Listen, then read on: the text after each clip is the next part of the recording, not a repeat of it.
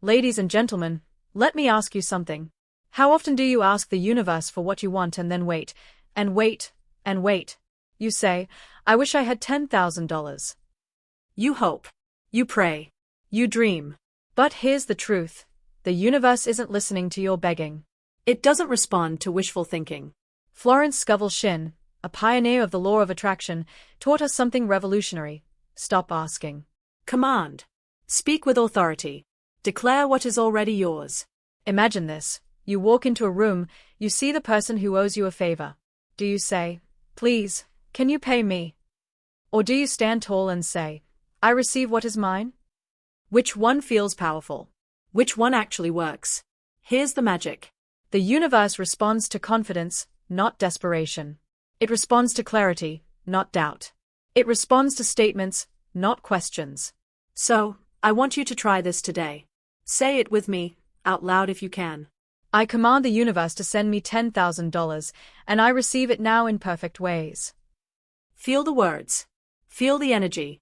You are not asking. You are declaring. You are not hoping. You are expecting. Think about the last time you truly believed something would happen.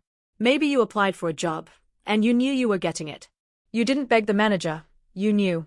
That certainty changed the way you carried yourself, didn't it? That same certainty can move mountains in your finances. Money is energy, and energy flows to power, confidence, and certainty. Not to fear, not to hesitation, not to pleading. And don't worry about how it will come. That's not your job. Your job is to command and believe. The universe will figure out the how. Maybe it's a surprise bonus at work. Maybe a new client reaches out. Maybe an opportunity shows up that you didn't even see coming. But here's the catch. You must expect it now. You must feel it now. Because when you do, the universe has no choice but to align with your command. Ask yourself, are you ready to stop being a beggar and start being a magnet? Are you ready to step into the power you were born with? Repeat this daily. Make it your declaration. Make it your truth. Command the universe, and watch how life bends to your certainty. You don't have to chase money. You don't have to plead. You simply have to claim it, confidently, boldly, and unapologetically. So today, my challenge to you is this: say it. Believe it. Receive it. I command the universe to send me $10,000, and I receive it now in perfect ways. Own it. Feel it. Live it. Because when you do, the universe obeys. Thank you. Following are the key points you will listen in this video. Stop asking and start commanding. Declarations carry power. Wishes do not. Speak with confidence and clarity. The universe responds to certainty. Feel the outcome as if it has already arrived. Belief fuels manifestation. Money is energy. It flows to confidence, not desperation. Focus on the what, not the how. Trust the universe to deliver. Daily affirmations of command create alignment and open opportunities you cannot yet see. Think for a moment about the last time you asked for something. Maybe it was a small favor from a friend, maybe it was a raise at work, or maybe it was something as big as money or success. How did you ask? Did your voice tremble just a little? Did you feel unsure? Did you try to soften your request with phrases like I hope, or if it's possible? Most of us do this without even realizing it. We ask, we plead, and we hope that somehow, somewhere, the universe will respond to our timid request. And sometimes it does, but often it doesn't. And when it doesn't, we feel frustrated, discouraged, even powerless. I want you to imagine a completely different scenario. Imagine a leader walking into a room full of people who are waiting for guidance. This leader doesn't say, I hope you will follow me. He doesn't ask politely. He doesn't apologize for taking charge. He doesn't beg. He declares, this is the direction we are going. Follow me.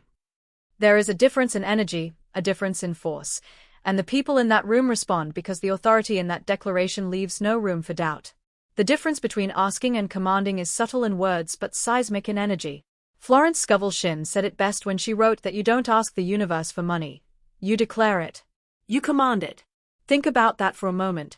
Ask yourself, how many times have you asked for something and received a half-hearted, delayed, or incomplete response? And how many times have you known, deep in your bones, that you were going to get what you wanted because you declared it with certainty? That is the difference between begging and commanding. One stems from fear, the other from faith. One trembles, the other stands tall. Let me take you through a story. Imagine a woman named Sarah. Sarah had been struggling for years. Bills were piling up, opportunities seemed to vanish, and every time she thought she was moving forward, something would pull her back. She had tried asking, praying, hoping, and wishing. Please, universe, send me a break. Please, universe, give me a job that pays well. Please, but nothing changed. One day, she stumbled upon Florence Scovel-Shinn's words. And something inside her shifted. Instead of asking, she decided to declare. She said out loud, I command the universe to send me $10,000, and I receive it now in perfect ways. She felt a strange mix of fear and exhilaration as the words left her mouth. But for the first time, she wasn't hoping. She wasn't pleading. She was claiming. The next week, an unexpected email appeared in her inbox. A client she had worked with years ago had remembered her and wanted to hire her for a major project, one that would pay exactly $10,000. Sarah was stunned. She had asked for it before, countless times, and nothing had come. But when she stopped asking and started commanding, the universe responded. Why? Because the universe doesn't respond to hesitation or uncertainty. It responds to power, clarity, and conviction. Let's take another example, something we can all relate to. Have you ever been in a store, asking for help from a salesperson? Maybe you say, I think I need some advice, and you get a rushed, half-attentive response. But what happens when you approach the same salesperson with confidence, saying, I need this, and I need it now. Guide me to the best option. The energy you carry changes everything. Your clarity commands attention. Your certainty demands respect. This is the same principle when interacting with the universe. The universe is an infinite, intelligent force, and it reacts to the energy you project. It cannot ignore declarations. It will always respond to them. And here's the key. When you declare instead of ask, you are speaking from the place of already having. You are shifting from lack to abundance, from fear to faith. Instead of I hope I'll get $10,000, you say, I command $10,000, and it is already mine. Notice the difference? One is a question, trembling and uncertain, with doubt hanging like a cloud. The other is a statement, bold and fearless, with certainty radiating like sunlight. One attracts hesitation. The other attracts opportunity. Even in the world of business, this principle is everywhere, whether people realize it or not. Think of the top CEOs, the entrepreneurs who build empires from scratch. Do they go to investors saying, I hope you like my idea and maybe consider funding it? No. They stand in front of the room, confident and unapologetic, and say, this will work. This will succeed. You will invest, and we will grow. Their certainty shapes reality. They command the universe. In a sense, they command people, opportunities, circumstances, and yes, even money itself. You might be thinking, but what if I fail? What if I command and nothing comes? Let me tell you a secret. The act of declaring itself changes your inner landscape. When you command, you are no longer a victim of circumstances. You are a co-creator. You begin to notice opportunities that you would have overlooked while asking. Doors start opening because your mind and actions are now aligned with your declaration. You become magnetic, not desperate. You draw resources, people, and ideas toward you in ways that are invisible at first, but undeniable in time. Here's a vivid picture. Think of a magnet. If you gently wave it near iron filings, nothing happens. But if you hold it firmly, confidently, and let its force radiate, the filings leap to it, unable to resist. That is the energy of a command. That is the energy of a declaration. That is what happens when you stop asking and start claiming what is already yours. And here's the beauty. You don't need to understand the mechanics of how the universe will deliver. That's not your job. Your job is to speak with authority, to believe, and to act in alignment with your words. Let the universe handle the rest. Maybe the $10,000 comes as a surprise payment from a client. Maybe it's a gift, a side opportunity, or a sudden idea that generates exactly what you need.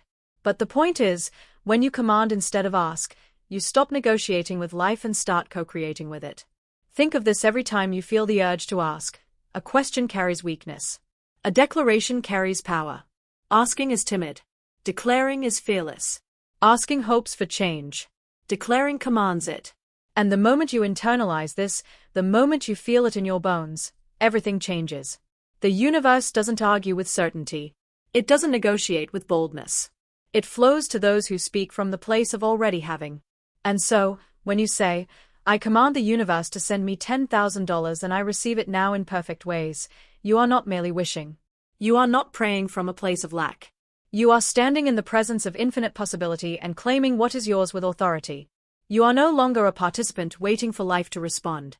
You are the commander, the creator, the one shaping reality with the sheer force of belief and the clarity of your words. Have you ever noticed how people respond to certainty? There's something magnetic about it. Something undeniable. Think about it for a second. When a friend tells you, trust me, this is going to work, without hesitation, without wavering, you feel it. You want to believe them. You lean in. You follow. And yet, when someone says, I think this might work, maybe, I'm not sure, you hesitate. You doubt. You shrink back. That's the power of certainty. It moves people. It shapes actions. It opens doors. And the universe works the same way. Let me take you to a real-life scenario, something you can feel in your bones. Imagine a young man named Daniel. Daniel had been stuck in a cycle of fear and hesitation for years. He wanted to start a business, wanted financial freedom, but every time he thought about it, 1,000 doubts clouded his mind. What if I fail? What if I can't make enough? What if people laugh? He asked, pleaded, even prayed. But life kept delivering small scraps of opportunity, never the full breakthrough he craved. Then, one day, something changed. He realized the problem wasn't his idea, wasn't his skill, wasn't even the economy.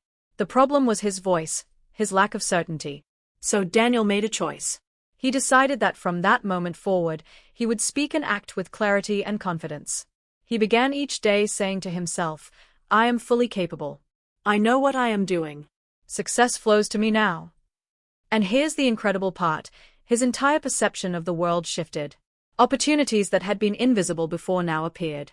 A potential client who had been ignoring emails suddenly replied. A mentor he admired reached out with guidance. And the reason was simple, the universe responds to certainty. When you speak with unwavering clarity, you create a signal that life cannot ignore. Think of it like this, you're sending out a radio signal. If your signal is weak, shaky, or full of static, life struggles to pick it up. But if your signal is strong, clear, and unwavering, the universe receives it perfectly and responds accordingly. Certainty acts like a beacon, and the universe is magnetic to those beacons. Here's another way to see it. Have you ever watched a child at a playground?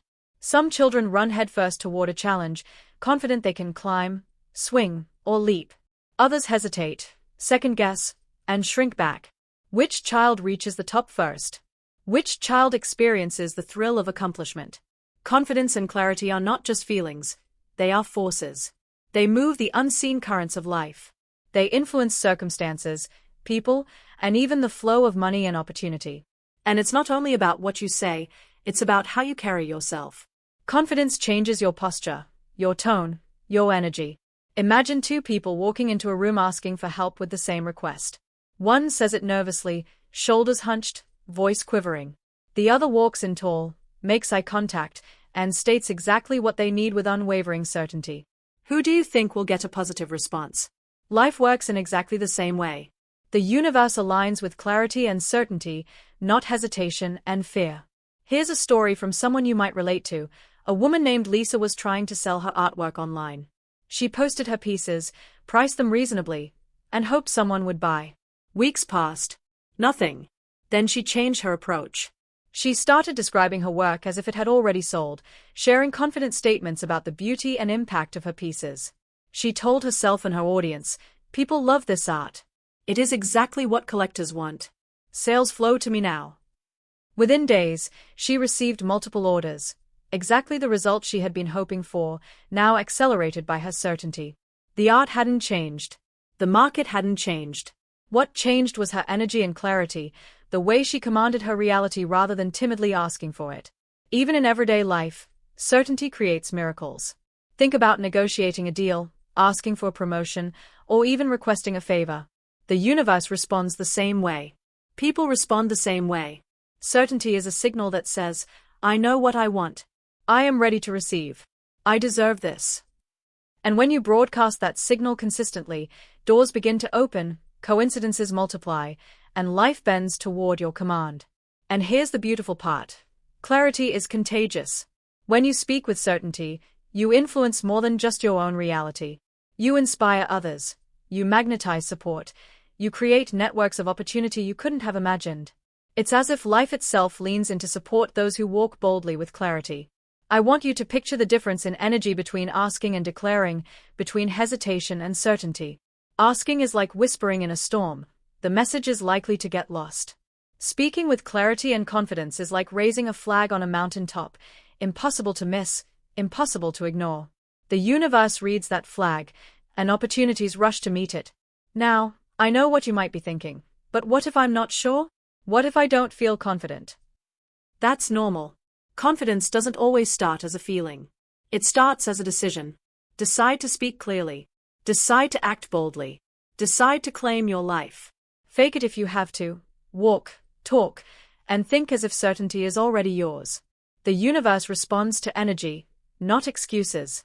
And soon, the feeling will follow the action. Soon, what started as a choice becomes a natural state. Here's an example that might resonate. An actor preparing for a role often doesn't feel fully like the character at first. But the moment they start walking, speaking, and reacting as if they already are that character, something shifts. Confidence grows. Energy changes. The performance flows. The audience believes it. Life works in exactly the same way. Speak with clarity, command your reality, and the universe will respond as though it has been waiting for your declaration all along.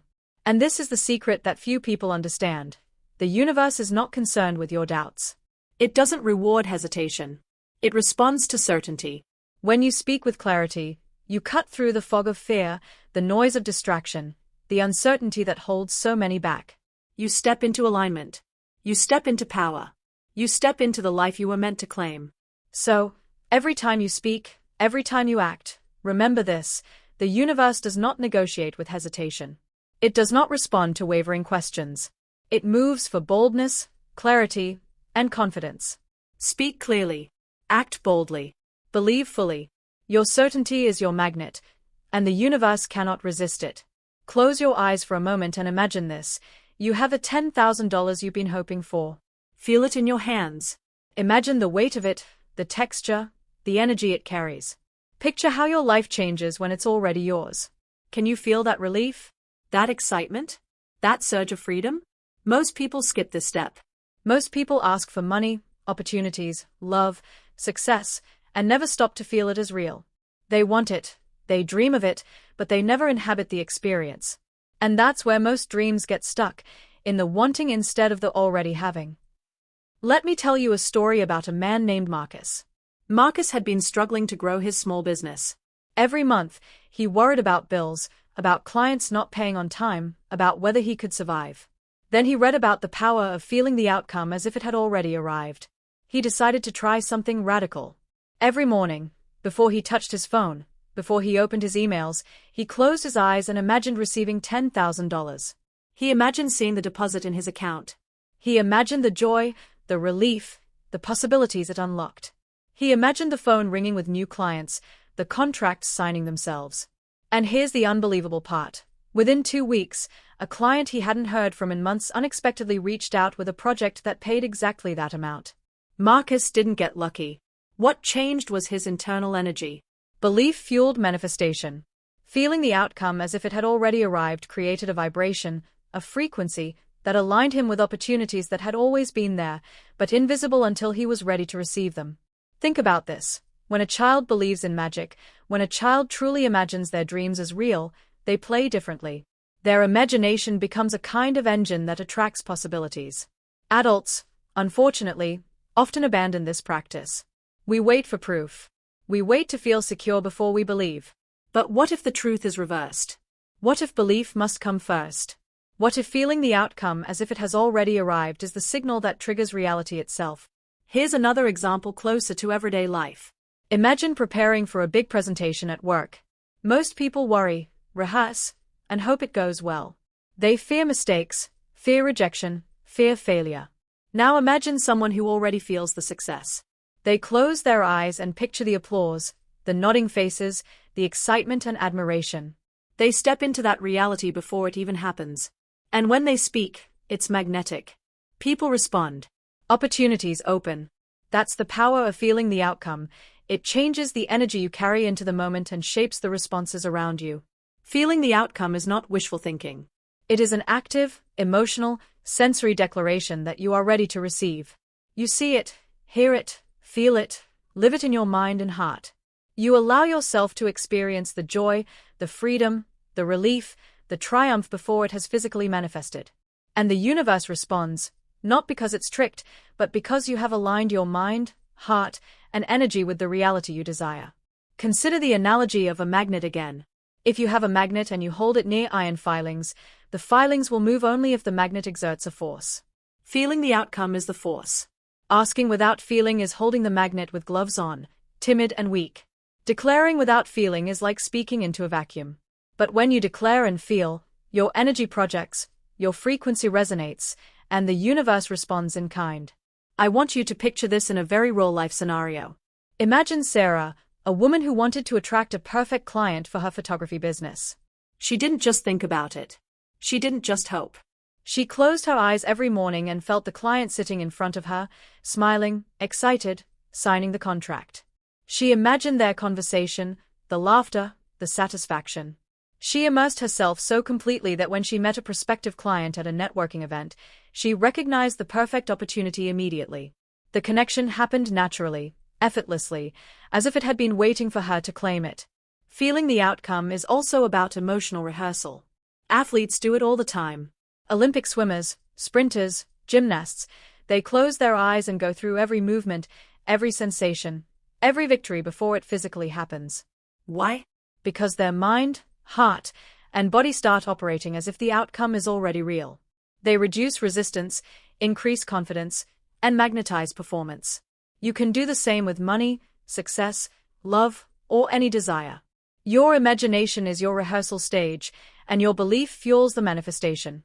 Now, I know what you might be thinking. What if it doesn't come? What if I feel it and still nothing happens? Here's the thing. Feeling the outcome is not about forcing a specific result on a timeline. It's about aligning your energy so completely that the universe can work through you. Opportunities appear that you never considered. Doors open that you never saw. Synchronicities happen that seem impossible until you notice them. And all of it begins because you felt it first, as if it were already yours. Let me paint one last image for you. Imagine a river blocked by debris. Water struggles, stagnates, slows, until someone steps in, clears the obstruction, and the river flows freely. Feeling the outcome is like removing the debris from your energy. When you embody the reality you desire, you remove resistance. You allow life to flow freely toward you. You step out of the current of doubt and into the stream of certainty.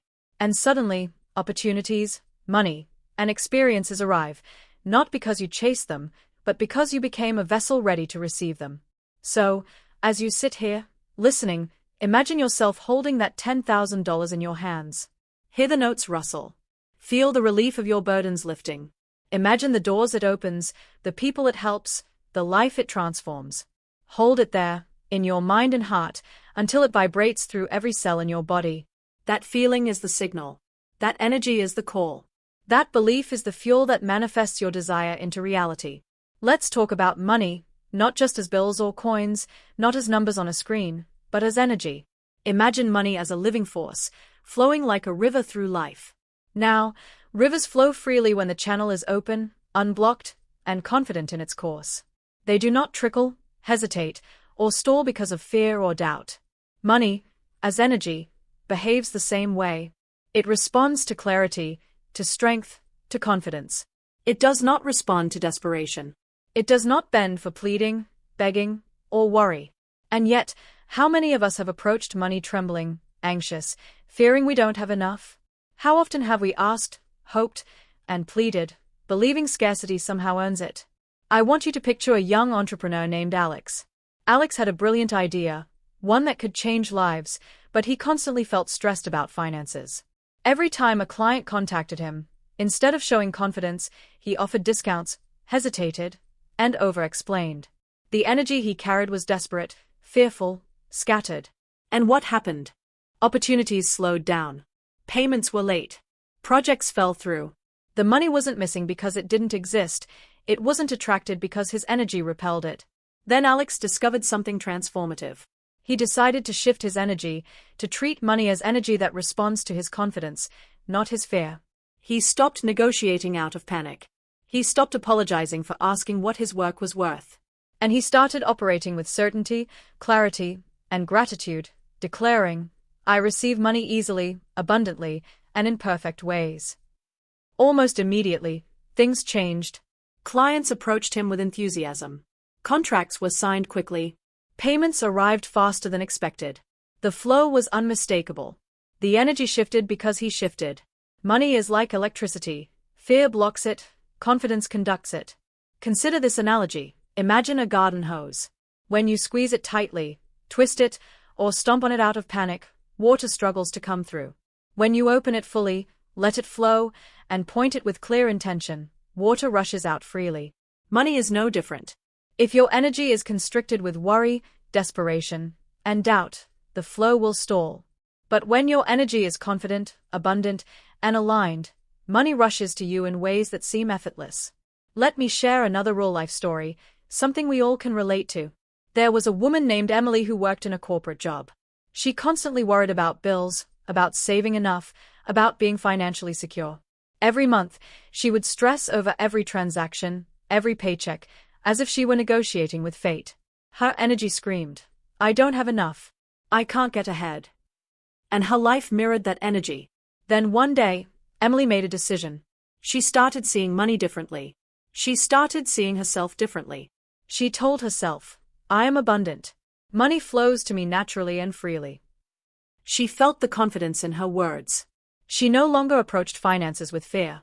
Within months, a promotion came. A client offered a freelance project. A bonus appeared unexpectedly. Money flowed, not because she begged, but because she commanded the energy with confidence. And here's the key: desperation creates resistance. Fear creates blocks. Worry creates hesitation. Confidence creates movement. Think of someone asking for a favor. Do you feel drawn to help the person who pleads, who trembles, who begs? Or do you feel drawn to someone who stands tall, speaks with clarity, and radiates certainty? Money works in exactly the same way. It is not personal. It is not judgmental. It responds to the energy you project. Confidence attracts. Desperation repels. Here's a powerful scenario to illustrate it further. Imagine walking into a room with investors. One entrepreneur approaches shaking, apologizing for their lack of funds, explaining every weakness in their plan. Another enters with head held high, confident, clear, and unwavering. Who do you think inspires trust? Who do you think generates commitment?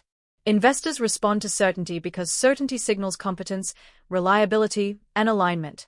Money, as energy, is attracted to that same signal. Even in day-to-day life, this principle plays out. People who constantly complain about bills, debt, or lack tend to see the same pattern repeating. The mind and heart are projecting desperation. Energy is blocked. Now consider those who operate from confidence, gratitude, and belief. They pay bills on time, negotiate with clarity, and trust the flow of abundance.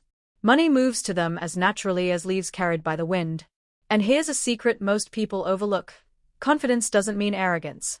It doesn't mean ignoring reality or living in denial. Confidence is simply understanding that money is energy, that you are worthy of it, and that it will flow when your energy is aligned. It's gratitude, clarity, and expectation rolled into one. When you feel worthy, when you radiate certainty, money does not have to chase you. It arrives willingly, eagerly, and in ways you could never have predicted. Let's take one more real-life illustration. Picture a musician, struggling to get gigs, barely making enough to survive. Every time a venue called, he would offer discounts, over-explain, and worry that he might not get the job. Then he shifted his approach. He started approaching opportunities with the mindset, "I deserve this.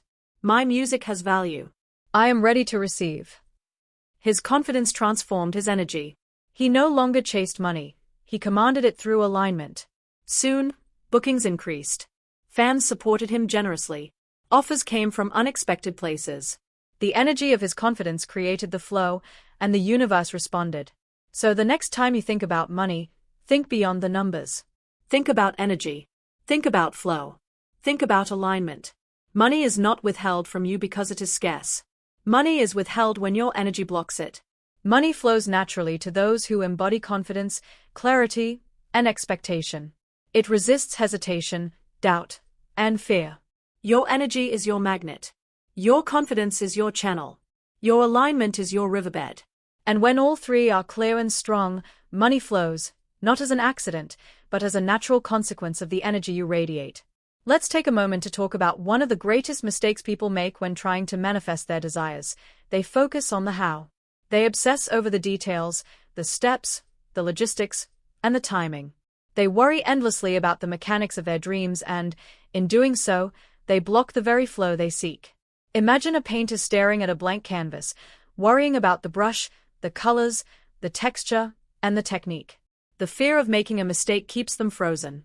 Meanwhile, the masterpiece they imagine already exists in their mind. The trick is to focus on the what, not the how. Think about this through a real-life story. There was a man named David who dreamed of starting a wellness retreat. He knew exactly what he wanted: a serene location, eco-friendly cabins, programs that healed mind and body. But he became consumed with the how. How would he find investors? How would he build the cabins? How would he attract clients? The endless questioning drained him. His energy became scattered, and the universe had no clear signal to respond to. Then one day, David had a revelation. He would focus on the what. He would declare, "I create a thriving wellness retreat where people experience deep healing and joy."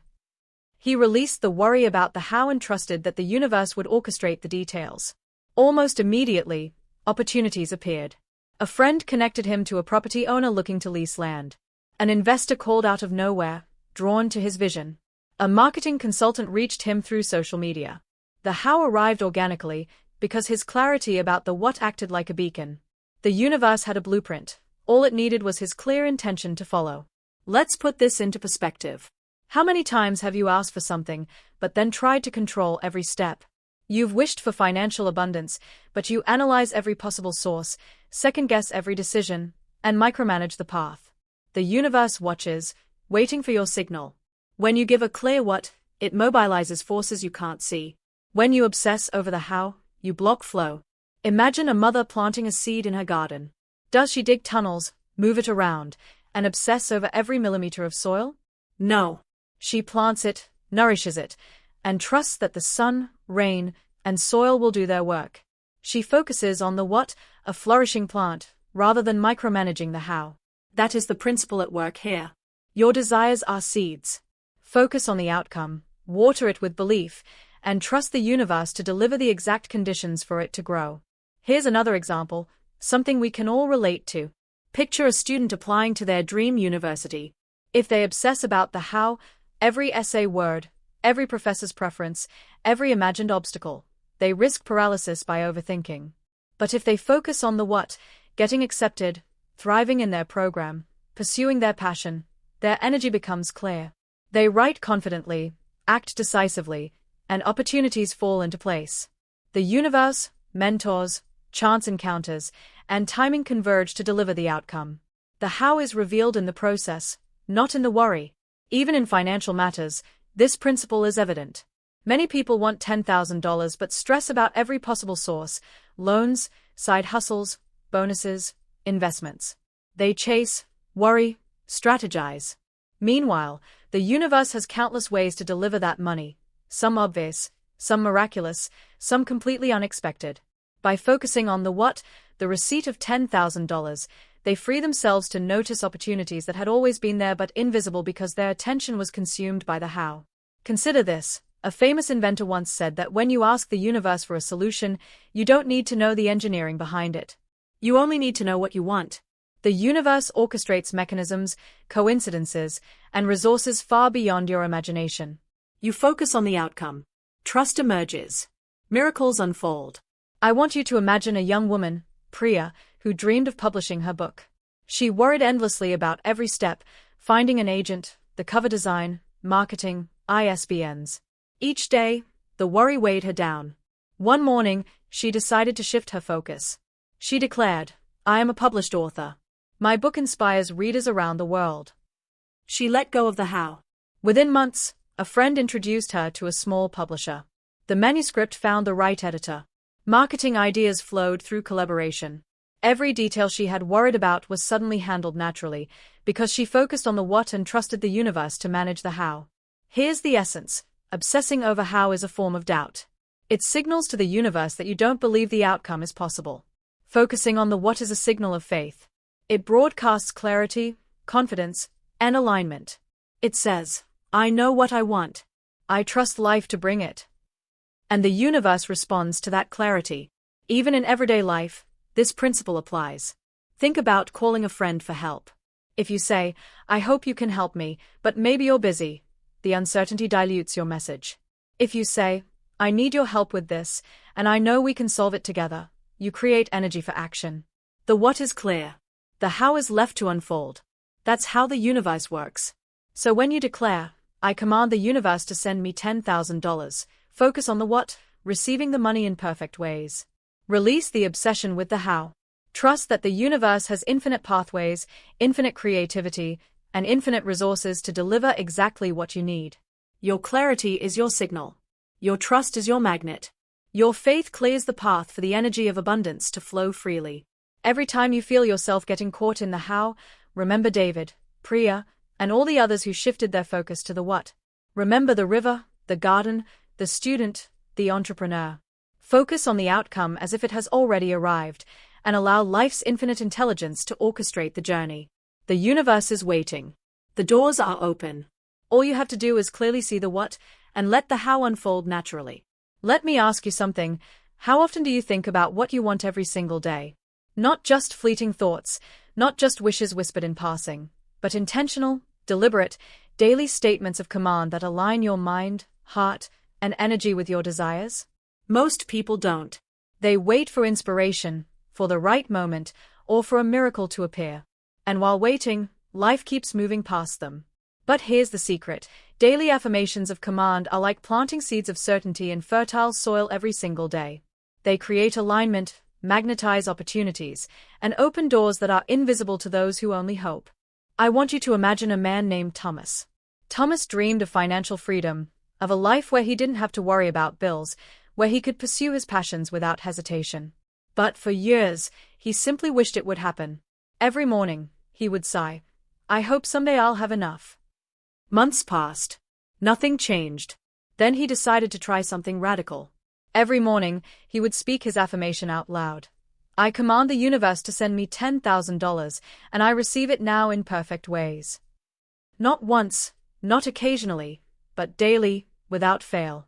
At first, it felt strange. He didn't feel the money in his hands immediately. Nothing visible seemed to shift. But the act of speaking daily began to change him internally. He carried himself differently. He noticed opportunities he hadn't before. A neighbor mentioned a freelance project. An old client reached out unexpectedly. A friend recommended him for a paid consultation. Thomas didn't know how these things would add up to $10,000, but he trusted the alignment he had created. His daily affirmations were like a lighthouse sending out signals that drew resources and people to him. Here's the fascinating part. The universe doesn't respond to occasional hope. It responds to persistent alignment. Daily affirmations build an internal rhythm, a frequency that the universe can recognize. Imagine sending a letter to someone once and never sending another. You might be ignored. But imagine sending a letter every day, each one reinforcing your message, each one showing consistency, clarity, and commitment. Eventually, the response arrives. Daily affirmations are the letters you send to the universe, declaring what you already own in spirit, demanding it in form, and opening unseen channels for delivery. Let me give you another real-life example. Consider Maria, an artist who wanted to sell her paintings but struggled to attract buyers. She read about daily affirmations and began her mornings with, I command the universe to bring the perfect clients to me. My art is seen, loved, and purchased in abundance.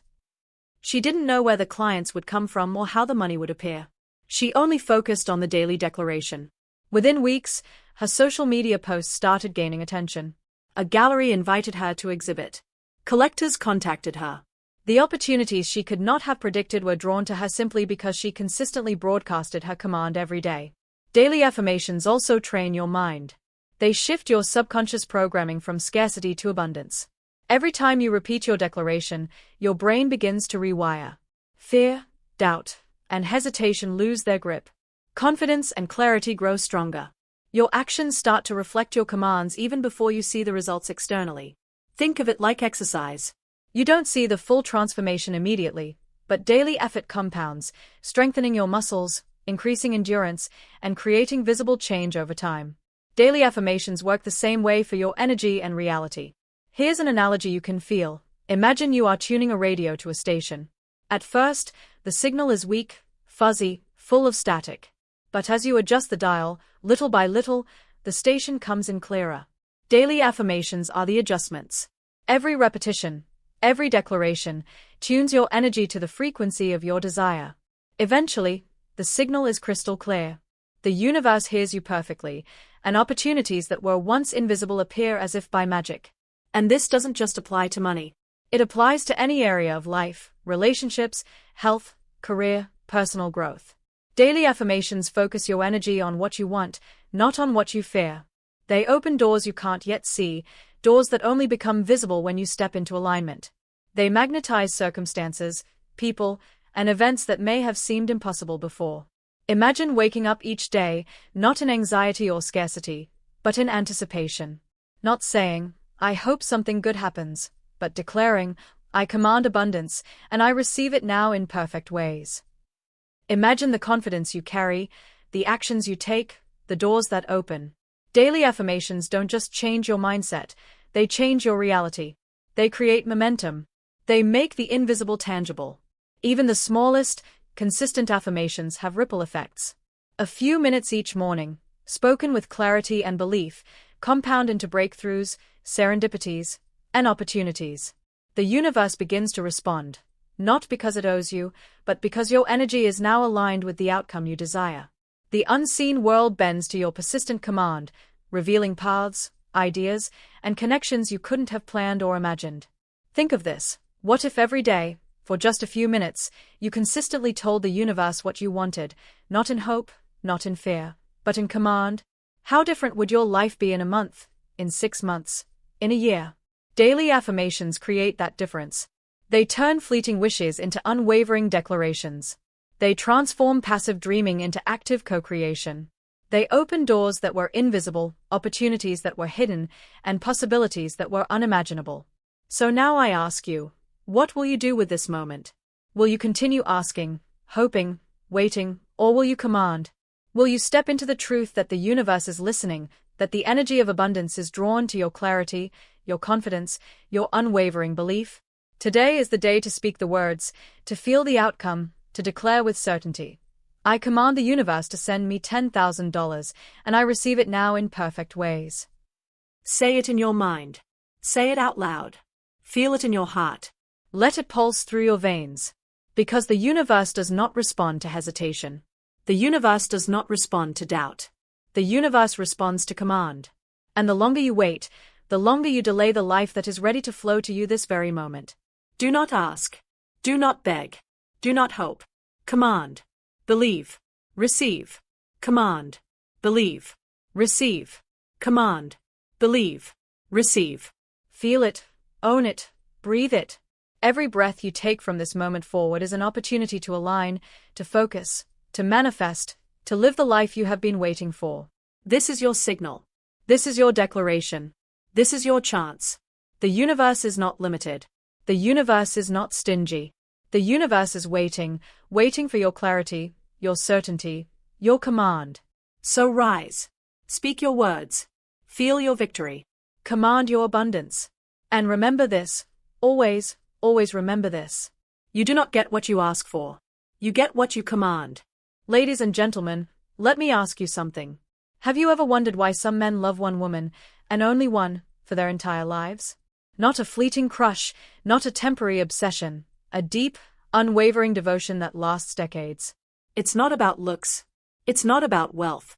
It's not even about charm. So what is it? What makes a man crave only one woman for his entire life? Imagine this. You're walking through a forest. Every tree looks tall, every leaf looks green. But there's one tree that draws you in.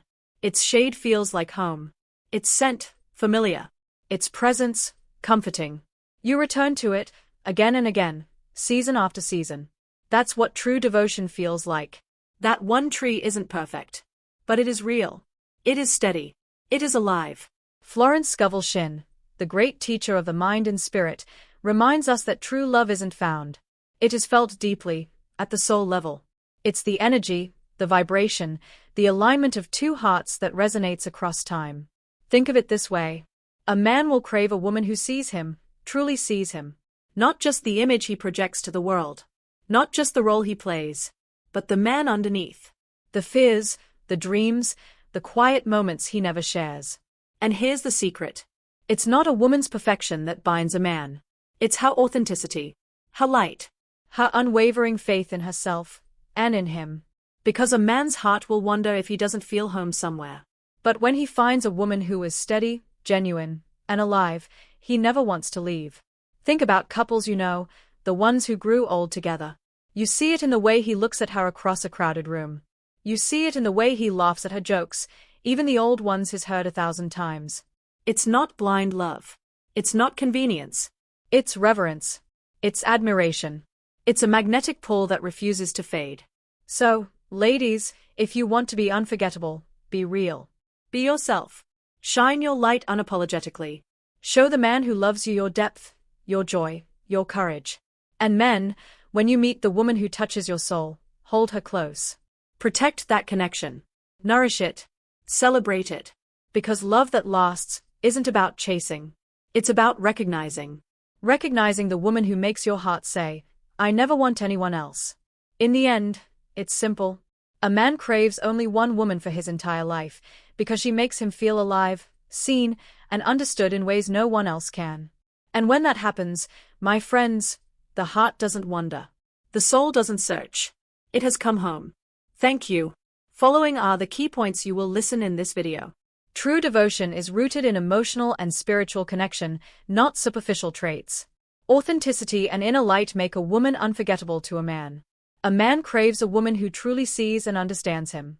Consistency, presence, and genuine love build lifelong attraction.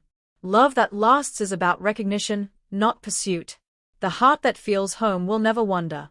True devotion, the kind that lasts a lifetime, doesn't start with looks or charm or wealth. Those things might catch the eye, but they rarely hold the heart. Real devotion is born in the quiet spaces, the unseen moments, the little truths that ripple under the surface of everyday life. Imagine a man walking through a bustling city, surrounded by millions of people. Faces blur past him, each stranger intriguing in some way, some catching his glance, some offering a fleeting spark of curiosity. And yet, even in the swirl of so many possibilities, there is one woman, one presence, that causes him to pause, that makes him feel something he can't describe in words. It's not her smile alone, or the way her hair falls, or the music of her laughter, though he notices all of those things. It's something deeper. Something that resonates with a part of him he rarely exposes, even to himself. Think of it like this. Imagine a violin in an empty room, strings untuned, waiting. 1,000 people might enter that room and pluck at the strings, producing noise, music, distraction.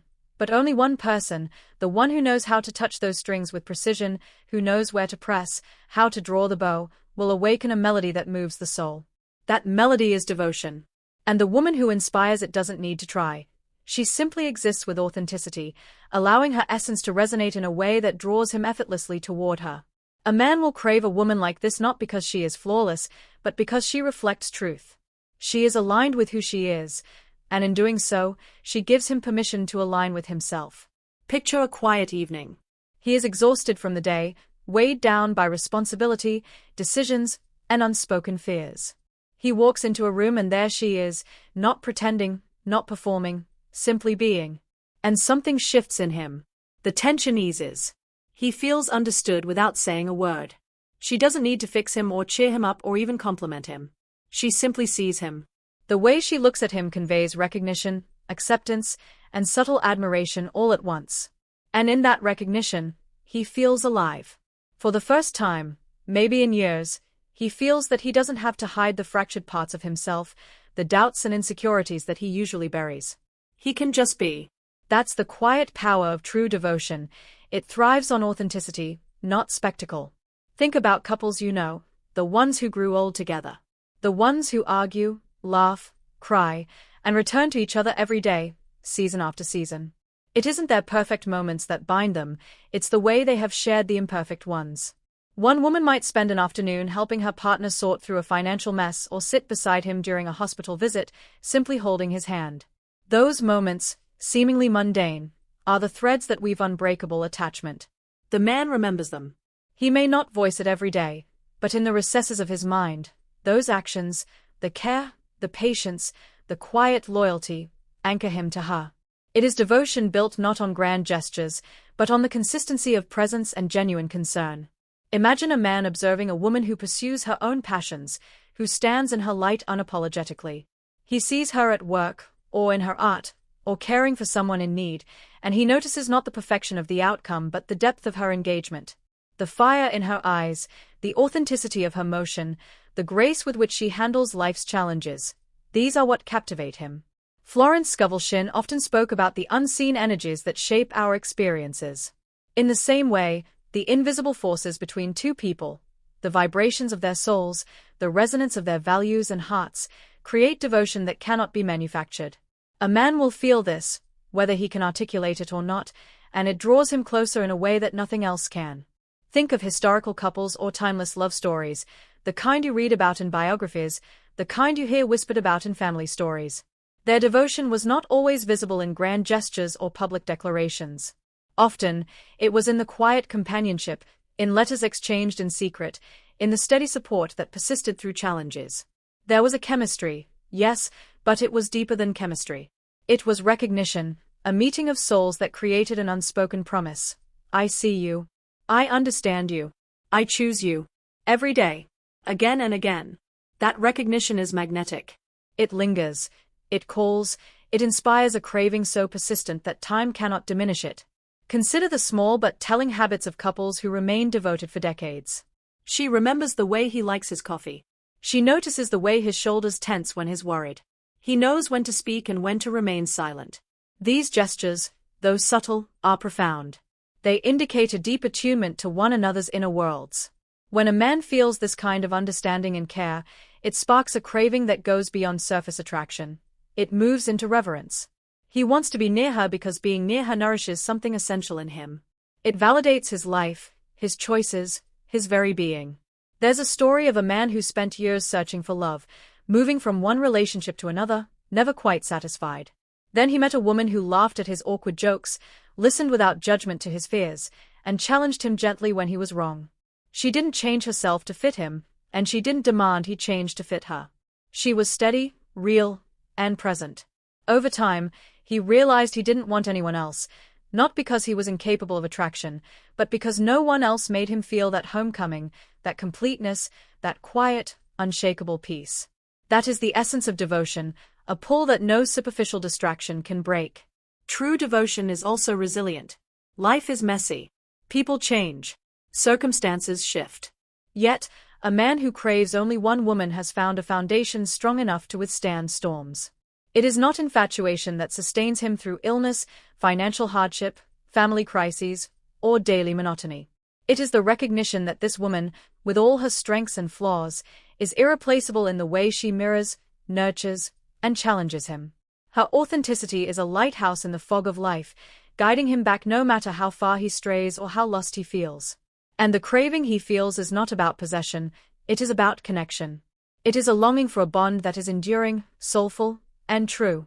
A man's devotion grows when he feels safe enough to be vulnerable, when he knows he will not be judged for the parts of himself that are tender or broken. When a woman allows him to drop his defenses without fear, his craving deepens. It is not control or dependency, it is trust, it is intimacy, it is the rare and exquisite experience of being seen wholly and still being loved. That recognition, that profound acceptance, forms a gravitational pull. And once a man experiences it, he seeks no replacement. For devotion, true devotion, is not a choice made lightly. It is a response to something that touches the soul, something that resonates across every layer of being, leaving an imprint so deep that nothing else can compare. A man craves a woman who truly sees him, not just the version he shows the world, not the polished image he presents in public, but the raw, unfiltered person who exists behind the armor. Imagine a man who has spent years performing, pretending, hiding pieces of himself he thought were too fragile, too complicated, too unlovable. Society tells him to be strong, to be stoic, to measure success in accomplishments and appearances. And yet, beneath all that, there's a part of him that longs for recognition, for someone to look past the surface and understand the real him.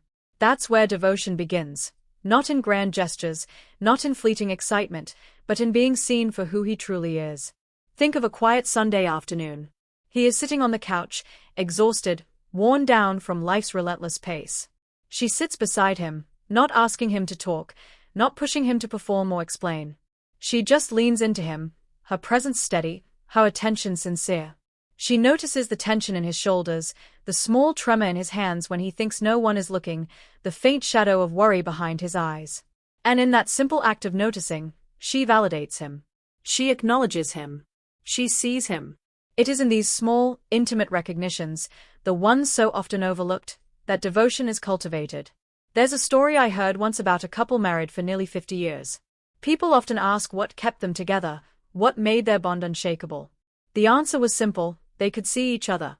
When he had a bad day, she understood without needing an explanation.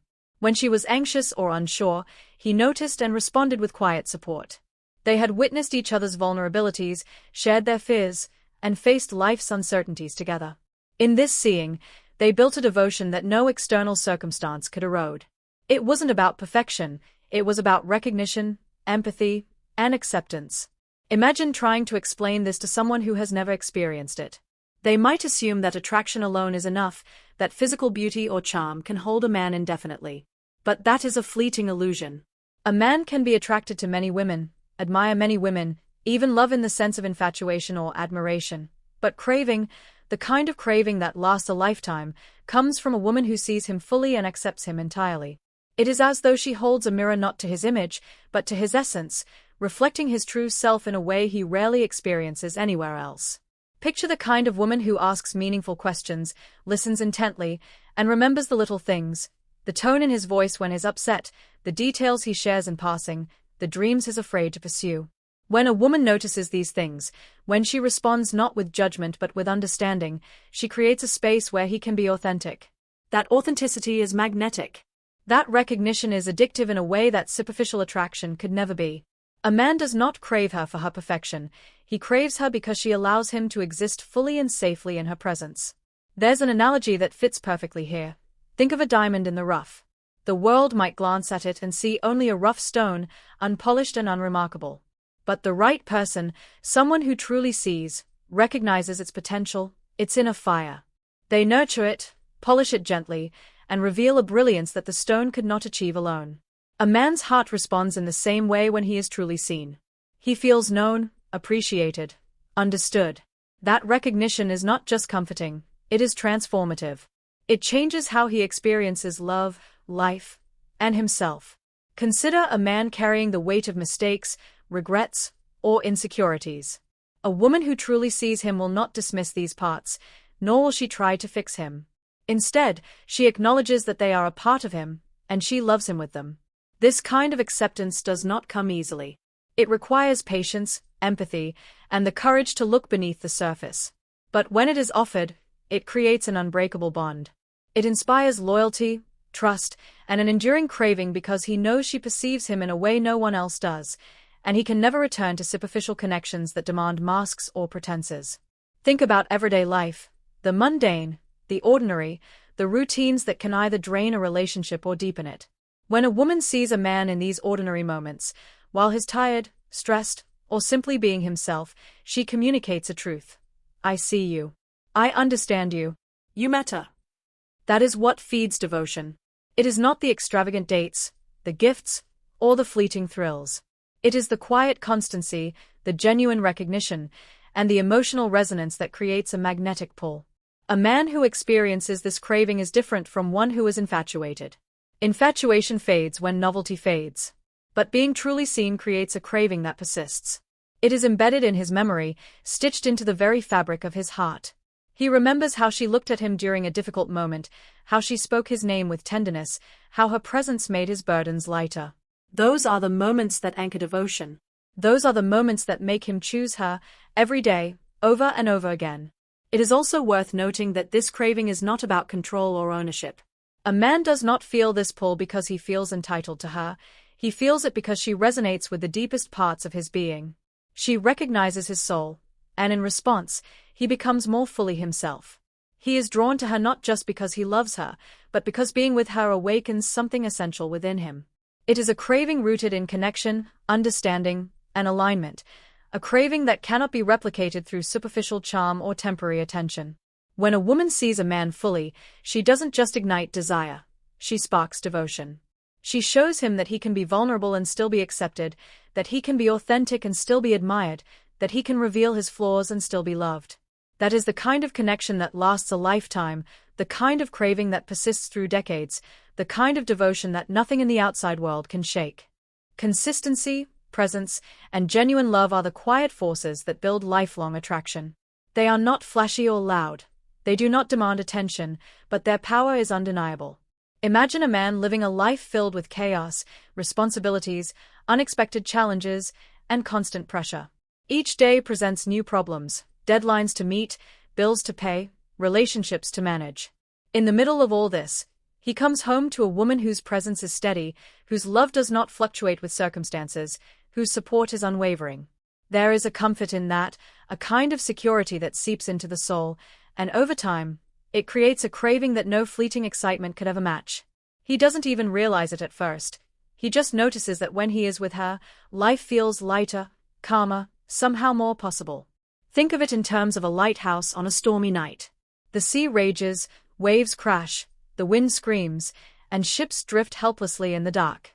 But that lighthouse stands firm. It does not move with the storms. It does not falter with the changing tides. It simply shines, guiding those who navigate the tumultuous waters toward safety. That lighthouse is consistency.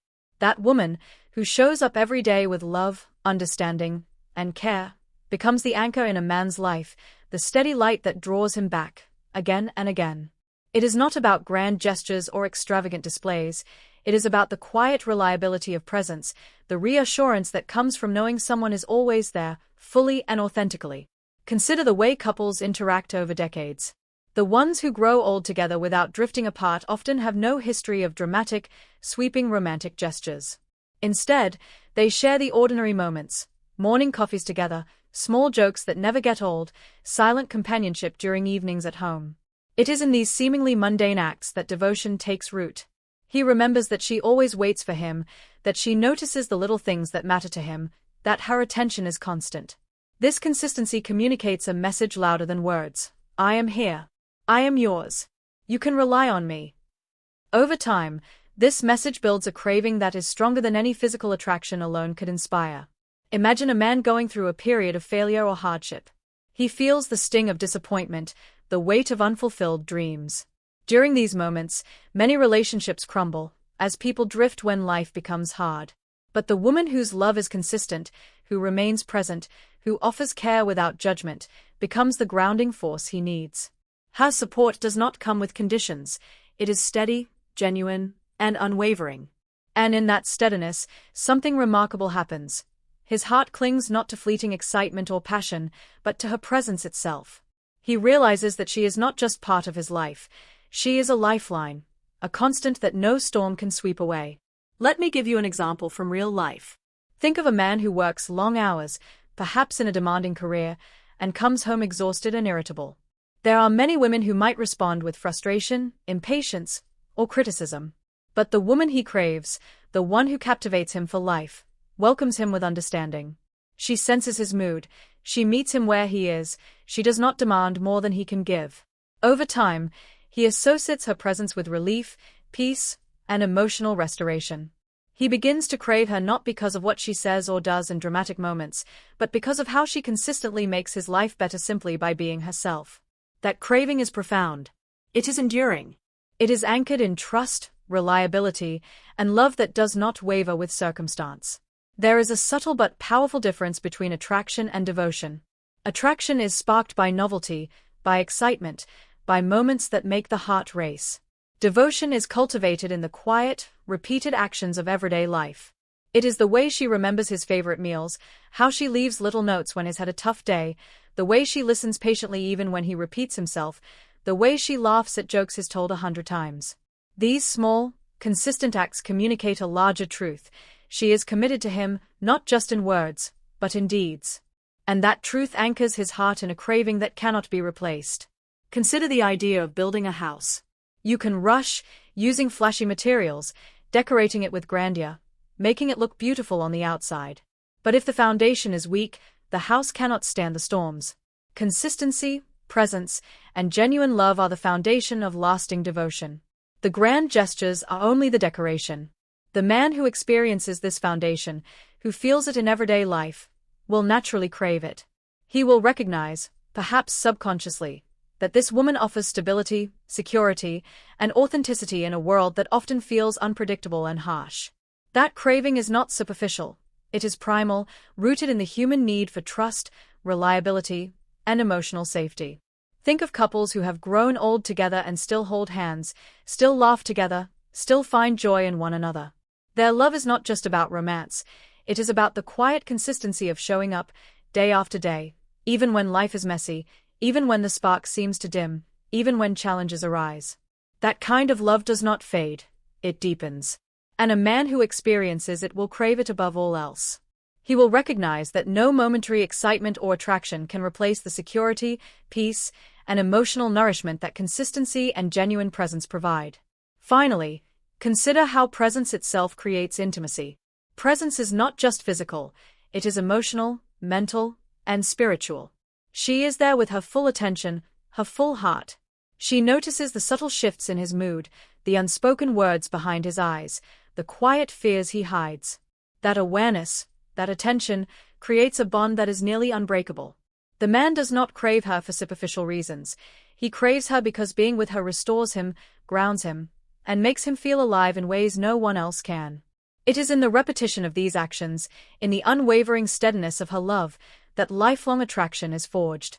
A man's heart will wonder if he doesn't feel home somewhere, if he doesn't experience a sense of safety, understanding, and acceptance in the presence of one woman.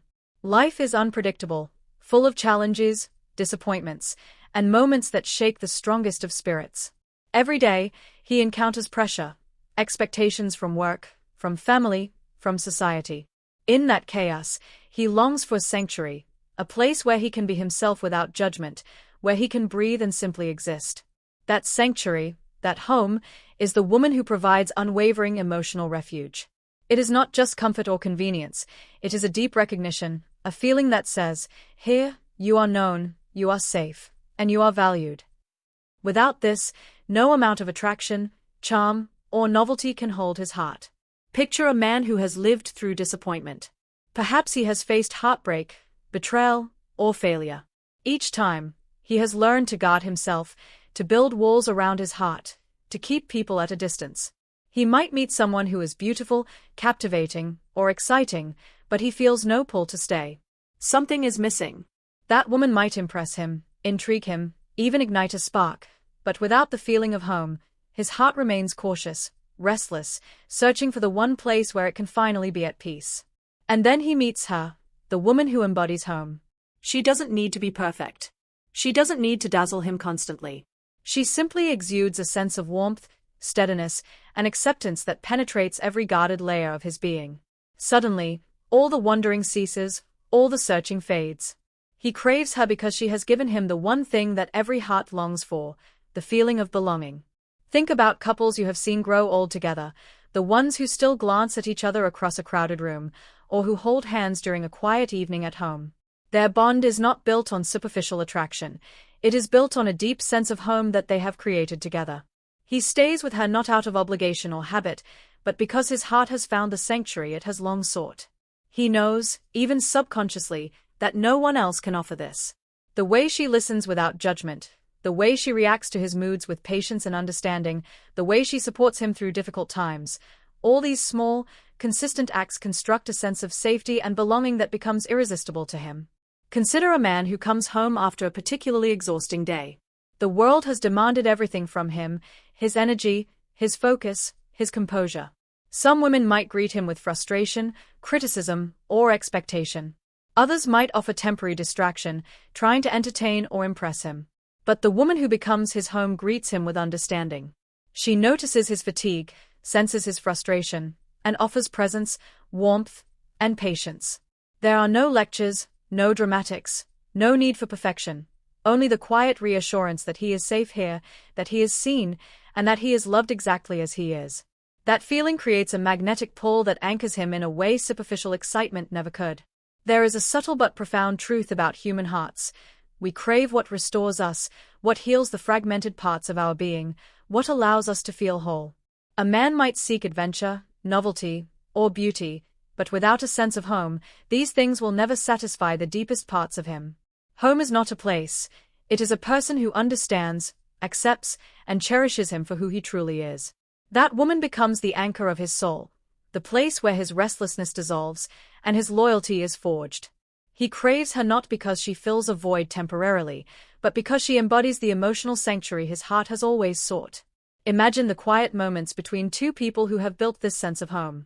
Perhaps they sit together in silence, each absorbed in their own thoughts, yet neither feels lonely. Perhaps he shares a fear or a past regret, and she responds with understanding rather than judgment. Perhaps she reaches for his hand in a crowded room, grounding him with a touch that communicates, "You belong here."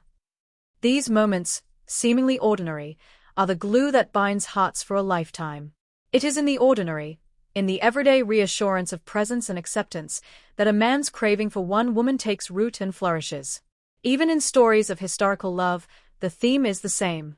Men who remained devoted for decades did so not because the women were flawless or exciting in every moment, but because they created a sense of home. They were the constants in a turbulent world. They offered patience, understanding, and unwavering support. They recognized the man not just as he appeared to others, but as he truly was. And in that recognition, he found rest for his heart, a place where he no longer needed to wander. The craving to return to that woman every day, in every moment, was born not from superficial attraction but from the profound sense of emotional home she provided. The concept of home also requires mutual effort. A man who craves one woman feels her presence deeply, but she, too, contributes to the sanctuary. It is not one-sided devotion. It is the creation of a shared emotional space where both hearts feel safe, nurtured, and understood. When this balance exists, the bond strengthens. He craves her because she is home, and she is home because he respects, cherishes, and participates in the creation of that emotional sanctuary. The pull between them is irresistible because it is not based on fleeting desires or external circumstances, but on the deep, mutual experience of belonging. Think of a man who has met many people, perhaps traveled widely, experienced fleeting passions, or entertained temporary infatuations. None of those experiences compared to the calm certainty he feels with her. There is a magnetism in home, a pull that draws him back even after disagreements, after challenges, after moments of doubt. It is not coercive, it is not desperate.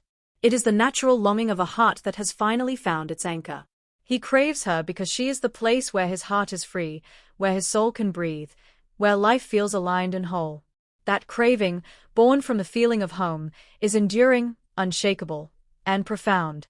A man's heart clings to a woman who makes him feel alive, seen, and understood in ways no one else can. It's not the superficial sparks of passion or the excitement of novelty that create a craving lasting decades. It is the deep, soul-level resonance that comes from being fully acknowledged and accepted. Imagine a man who has spent his life navigating expectations, pressures, and disappointments. He has learned to shield his vulnerabilities, to perform for the world, to hide the parts of himself that are tender, uncertain, or flawed. In the presence of most people, he may smile, laugh, and perform competently, but he rarely feels truly alive. And then he meets her, the woman whose attention penetrates beyond the armor, who sees the layers of his being that he keeps hidden even from himself. In her gaze, he feels recognition. In her presence, he feels life. Picture the subtle moments. He talks about a dream he's long abandoned, and she listens, not with judgment, not with impatience, but with a spark of understanding that seems to say, "I know who you are beneath it all, and I believe in you." He confides a fear, and she doesn't scoff or dismiss him. She acknowledges it with gentle acceptance, offering a quiet assurance that he is safe, that he is valid, that he is enough. These moments, seemingly small, are powerful. They tap into the essence of devotion, the kind that doesn't waver with time or circumstance. He craves her because in her presence, he is not merely existing. He is alive. Think of it like the sun breaking through clouds after a long storm. The storm represents the trials, stresses, and pressures of life. The sun doesn't erase the storm entirely. It doesn't make the challenges disappear. But it illuminates, warms, and restores. That is what a woman who makes a man feel alive does. She does not solve all his problems, she does not eliminate every hardship. She simply reflects back to him the vitality, courage, and depth within himself, reigniting a fire he may have long thought extinguished. That feeling becomes addictive. It becomes the craving that keeps him returning, the devotion that refuses to fade. Consider couples you have seen who seem inseparable, who still radiate love even after decades. What sets them apart is rarely extraordinary adventure or dramatic romance. It is the emotional aliveness they give each other every day. He remembers how she laughed at his silly ideas, how she held him close when he was down, how she celebrated his successes without envy or competition. She sees the man behind the mask, and in doing so, she nourishes the core of him, the part of him that hungers for connection, validation, and recognition. That nourishment creates a craving that is both emotional and spiritual, a pull that goes beyond physical attraction or infatuation. Imagine a man reflecting on his life. He has known many people, encountered many fleeting attractions, experienced moments of excitement, and yet none have made him feel this way. She is different. Her presence awakens something fundamental in him. He feels seen, not superficially, not in the way one notices a pretty face or an elegant demeanor, but in the profound, reverent way that touches the soul. This feeling of being truly understood and cherished is transformative. It inspires loyalty, it inspires protection, it inspires a desire to return to her over and over, year after year. Think of a man who has faced rejection, failure, or disappointment. In many relationships, these moments can create distance, push people apart, or cause hearts to close. But with the woman who makes him feel alive, these challenges only strengthen the bond. Her unwavering recognition of him, her consistent presence, her ability to see his soul and respond with love and empathy, turns moments of weakness into moments of intimacy. Her authenticity draws him deeper, and in that depth, he finds something irreplaceable, a craving that cannot be replicated with anyone else. Even in literature, history, and timeless love stories, the ones who remain devoted are rarely those who experience only easy moments. They are the ones whose hearts resonate with each other's essence, who understand and embrace each other's complexities, fears, and strengths. He craves her not because she is perfect, not because life with her is always simple, but because in her presence, he experiences the most profound sense of aliveness, connection, and understanding he has ever known. That craving is not a choice. It is a natural response to something rare, vital, and life-affirming.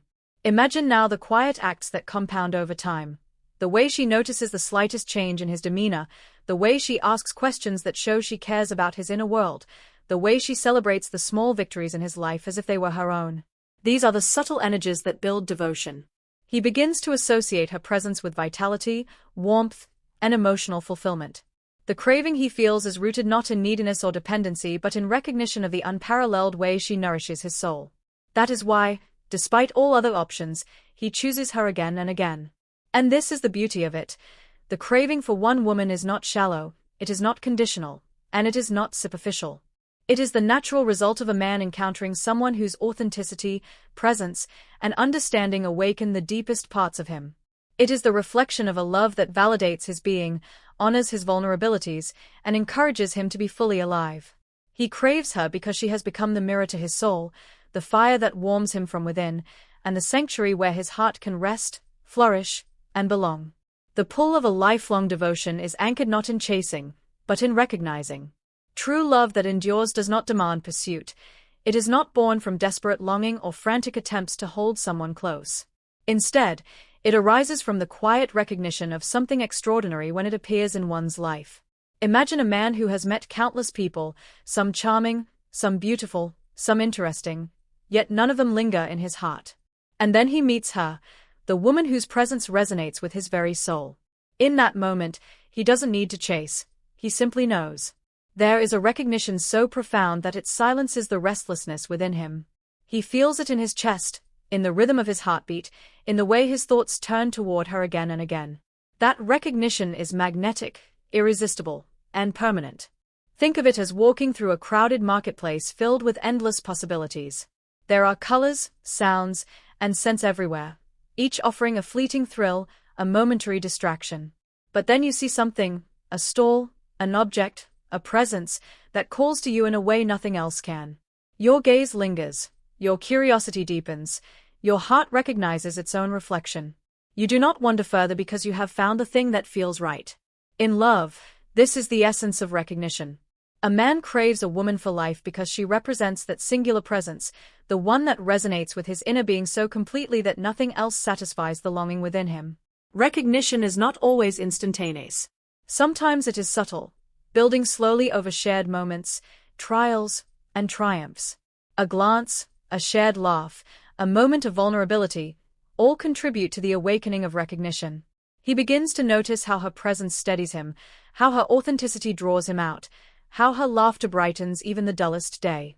The recognition deepens with each act of genuine care, each moment of mutual respect, each instance where she sees him fully and he sees her in return. It is a slow, intentional unfolding. And once it takes hold, it creates a craving that cannot be replicated. Consider the couples who remain devoted for decades. Their love is rarely about chasing excitement or constantly seeking novelty. Instead, it is rooted in a mutual recognition. I see you. I understand you. I choose you. That recognition becomes the foundation of their connection, anchoring them to one another through every challenge and triumph. When a man recognizes that a woman embodies this profound presence, he feels an undeniable pull, a craving that is both emotional and spiritual. It is no longer about desire alone. It is about belonging, about alignment, about the understanding that he has found his home in her. Even in moments of distance or disagreement, the force of recognition persists. He may face frustrations, doubts, or external pressures, but the awareness of her singular importance keeps him tethered. It is not about control or obligation, it is about the soul-level understanding that this woman is the one who resonates with the deepest part of him. He does not need to chase her because the craving is already inherent, a natural response to the recognition of her authenticity, her light, and the profound way she touches his life. Imagine a man reflecting on all the paths he has walked, all the relationships that have come and gone. Most of them left him unsatisfied, restless, searching. And then he recalls the moments with her, the conversations, the shared laughter, the quiet support during his hardest days. He realizes that the longing he felt before was only a shadow of what this recognition brings. He no longer wanders because he has finally seen the woman who mirrors, challenges, and nourishes him in ways no one else can. That is why lifelong devotion is never about chasing. It is about the profound and irreplaceable experience of recognition. Recognition also encourages growth. When a man truly recognizes the worth and depth of a woman, he is inspired to rise to meet it. He becomes more attentive, more present, more intentional. Likewise, when a woman recognizes the depth of a man's heart and the authenticity of his intentions, she responds in kind. This mutual recognition becomes a self-reinforcing cycle, deepening the bond, cultivating gratitude, and intensifying the craving to remain connected for life. It is a devotion born not from obligation, not from external pressure, but from a deep understanding of the irreplaceable value of one another. Finally, the beauty of recognition is that it is timeless. Circumstances change, appearances shift, life throws its inevitable challenges, but the essence of what is recognized remains constant. The man craves her not because of what she does in a particular moment, not because of fleeting circumstances, but because he has recognized her soul, her truth, and her irreplaceable presence in his life. That recognition, once awakened, cannot be unlearned. It becomes a gravitational force that endures through decades, sustaining the craving, the loyalty, and the lifelong devotion that defines a love story of true resonance. So, I ask you, look around you, look inside yourself. Are you offering authenticity? Are you showing presence, love, understanding? Are you creating a home for someone's heart? Because a man craves a woman who sees him. A man craves a woman who is real. A man craves a woman who makes him feel alive. And make no mistake, these things do not wait. They do not linger for tomorrow. They demand your attention today. Every moment you hesitate is a moment lost. Every fleeting glance, every unspoken word, every delayed act of care, these are opportunities slipping through your fingers. You have the power to create recognition. You have the power to build devotion. You have the power to be the woman whose presence is unforgettable, whose love is enduring, whose essence becomes home. Do not wait for perfection. Do not wait for permission. Do not wait for the right time. The right time is now. The right time is this moment. Be bold. Be present. Be real. Touch a life. Ignite a heart. Make someone crave the best of you, not just for days, not just for months, but for a lifetime. Because here's the truth that will outlast everything else. A man craves a woman who embodies truth, who embodies love, who embodies herself. And the world may change, circumstances may shift, but the heart that recognizes this, once it is touched, it never forgets. So go. Be seen. Be heard. Be felt. Be the home that someone's soul has been searching for. And remember this. A man will forget the beauty he glimpses, the charm he admires, the thrills he chases, but he will never forget the woman who made him feel truly alive. Have you ever had a day where one small sentence changed everything?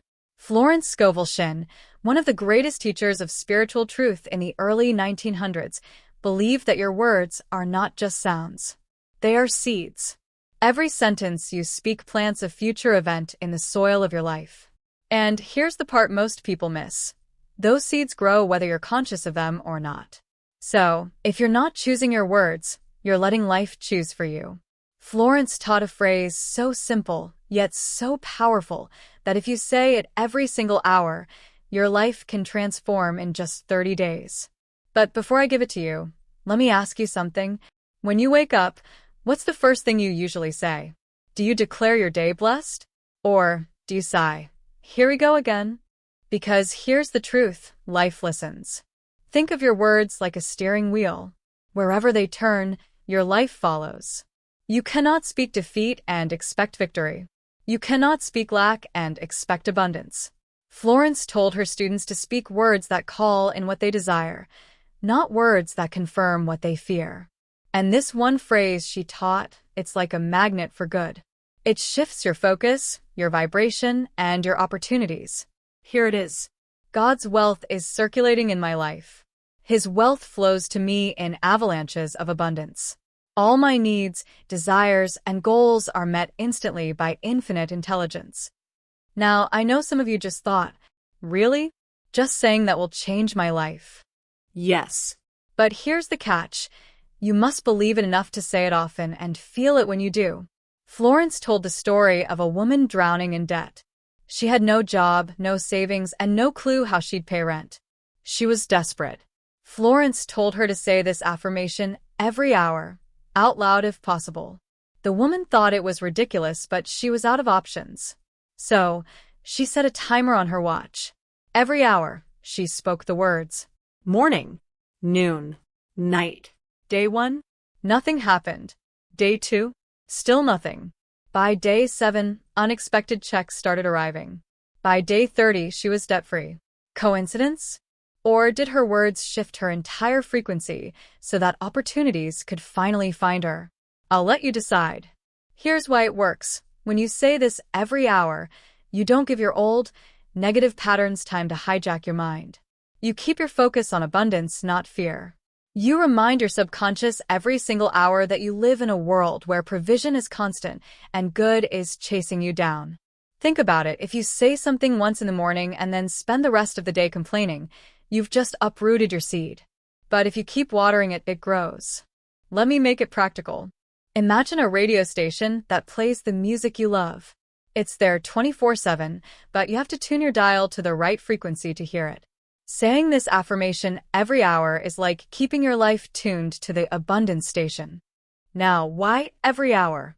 Because your mind is like a puppy. Leave it unattended too long, and it will run straight into the trash.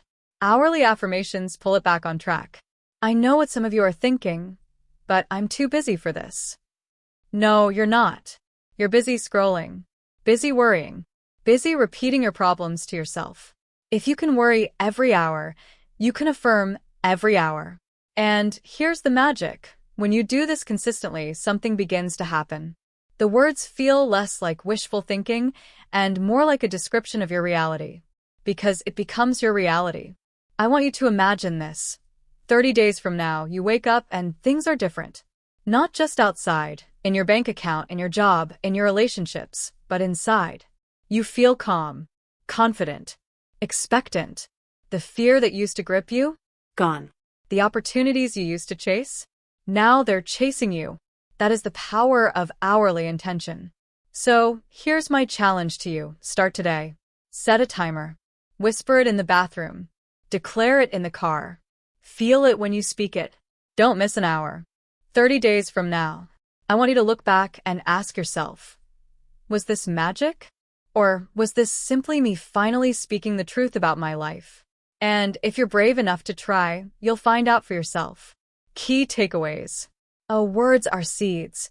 What you say consistently shapes your future. Florence Scovel Shinn taught that affirmations reprogram the subconscious and attract desired outcomes. The hourly affirmation, God's wealth is circulating in my life, keeps your mind tuned to abundance. Consistency matters.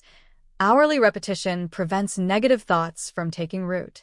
Speaking with emotion and belief accelerates results. 30 days of hourly affirmations can transform both your inner state and external circumstances.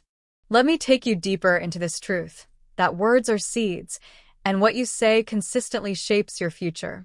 Imagine holding a small, ordinary seed in your hand. It doesn't look like much, right? Just a tiny shell, light as a feather, easily overlooked. But inside it, locked away in silence, is the blueprint for an entire tree. That seed doesn't care who holds it. It doesn't care whether you believe in its potential or not. If you plant it in the right soil, give it the right environment, it will grow. That's exactly how your words work. Every sentence you speak, whether it's whispered under your breath or shouted across a room, carries the same power. Each one has the potential to create something tangible in your life. The thing is, most people don't even realize they're planting anything. They think words are just sounds that disappear into the air. But they don't disappear. They sink. They settle. They find a place in the soil of your subconscious mind. And from there, they begin to take root. The subconscious doesn't filter like the conscious mind does. It doesn't argue. Oh, she didn't really mean that, or he was just joking. No. It accepts everything as truth and works relentlessly to make it match your reality.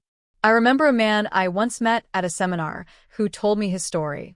For years, he would casually say things like, "I'm terrible with money," or "I can't catch a break." He didn't mean them as affirmations. They were just expressions of frustration, little throwaway lines he'd use when bills piled up or something went wrong. But here's the scary part. His life kept proving him right. He'd lose jobs unexpectedly. His car would break down out of nowhere. Unexpected expenses came like clockwork. And he couldn't figure out why his luck was so bad until he realized he'd been rehearsing failure in his speech for over a decade. He had been planting weeds with his own tongue, and his life had become the garden he never meant to grow. It's not just him. Think about how we talk in everyday life. Someone asks how we are, and without thinking, we say, "Busy as always," or "just surviving," or "same old, same old." We don't stop to consider that our words are giving life to exactly that kind of existence. You tell your mind you're just surviving, and it goes, "Okay, noted.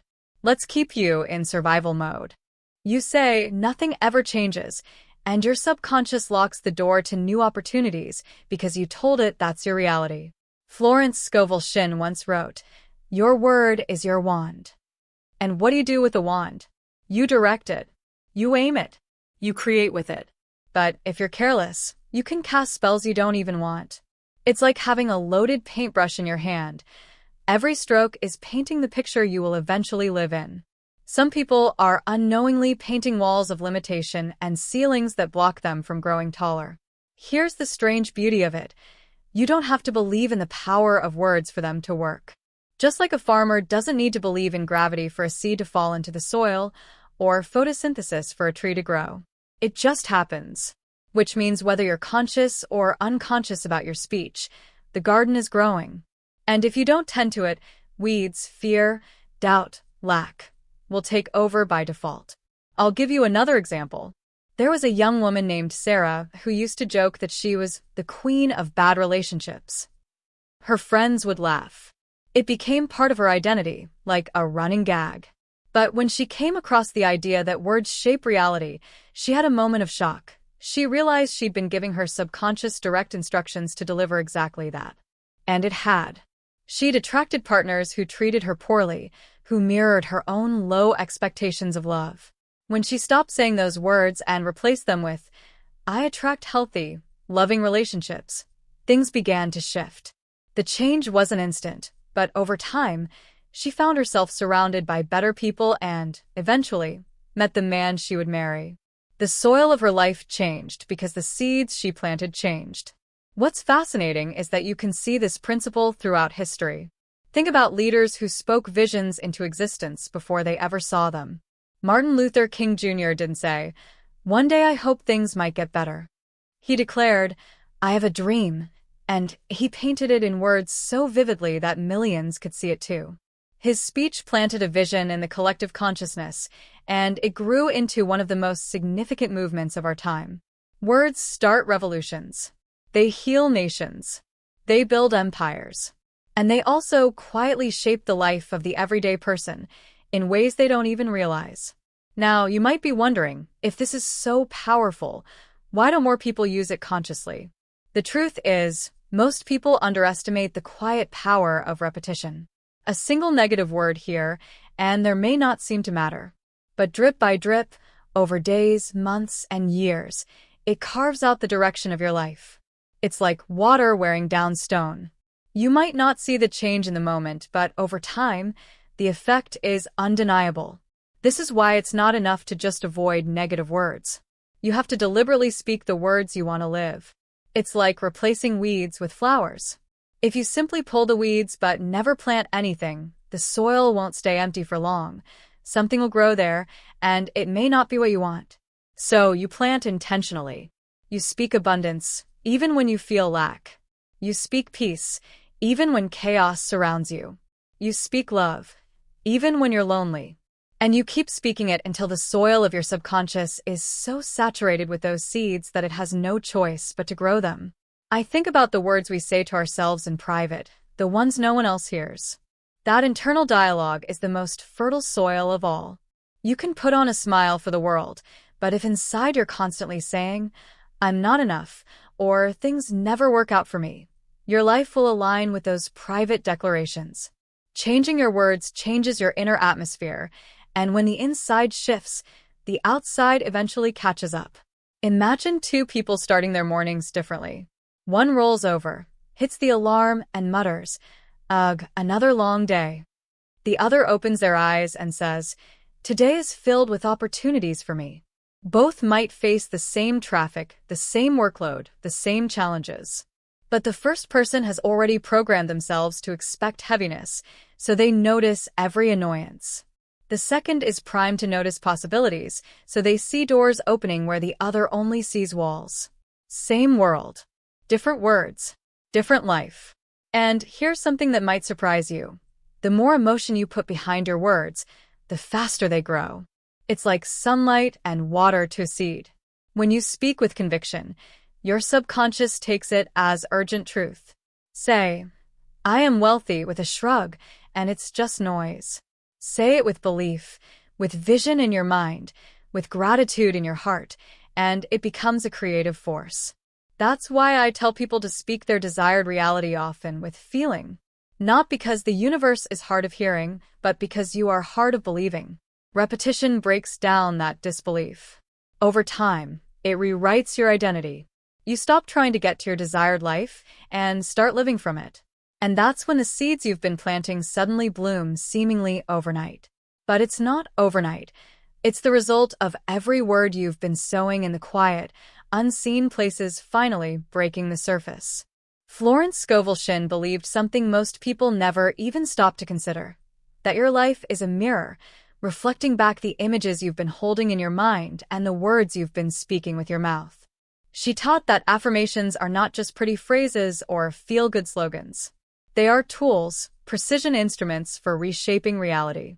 To her, every word you speak is a command to the invisible forces that shape your circumstances. She saw the subconscious mind as a loyal servant, one that never sleeps, never questions, and never refuses an order. And affirmations, when spoken with conviction, are those orders. But Florence didn't just say, think positive. She was far too practical for that. She knew the mind, left to itself, will drift back to its old patterns.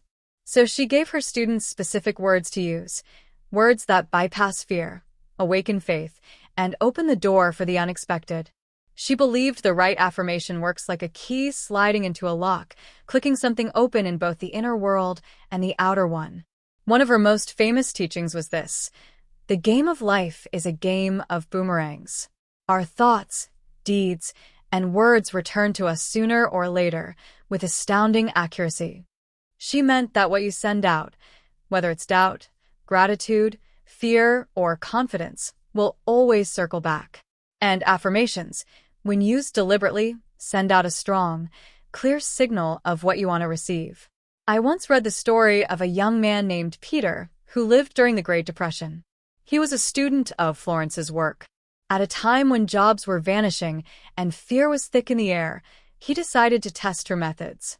She gave him an affirmation: I have a perfect job in a perfect way. I give perfect service for perfect pay. He was to say it every morning, every night, and any time worry crept in. For weeks, nothing happened. His friends told him he was wasting time, that survival required desperate action, not spoken words.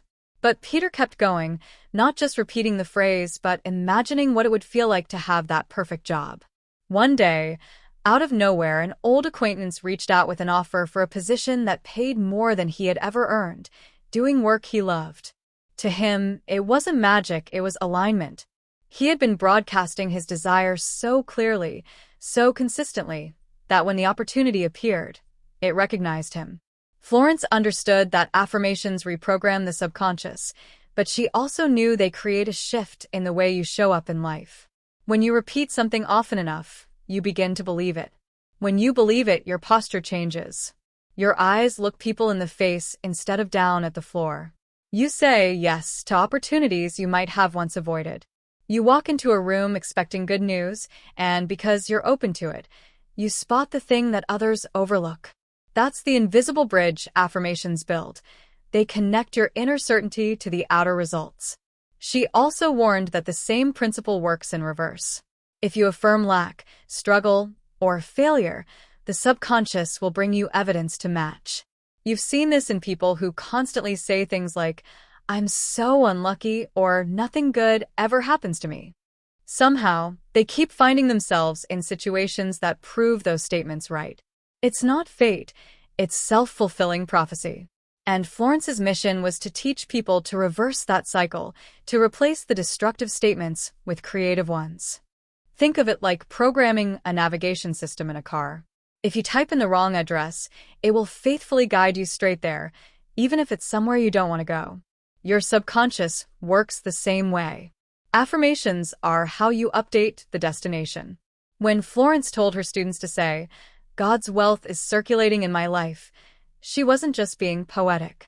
She was giving them the exact coordinates for abundance. Say it enough times, with belief, and your thoughts, actions, and even chance encounters start steering you toward it. I remember meeting a woman named Lena at a workshop who told me that before she learned about affirmations, she had been in a deep rut. She'd lost her job, her health was declining, and she felt like she was drowning in problems. Then she came across Florence's words, I look with wonder at that which is before me. It was such a simple sentence, but something in it sparked hope. She decided that every time she caught herself thinking about her problems, she would stop and say that line.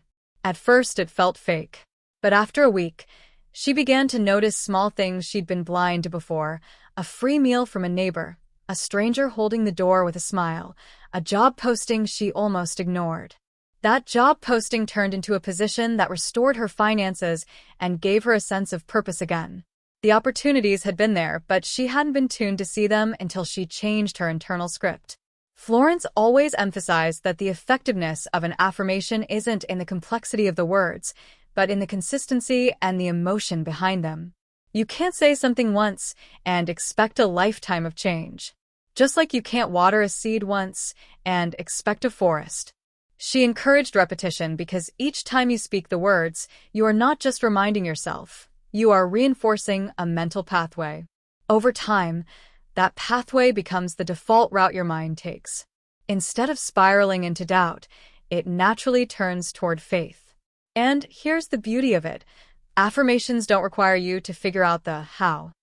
Florence was clear that your job is not to micromanage the universe. Your job is to declare the truth you choose to live by and to let the infinite intelligence handle the details.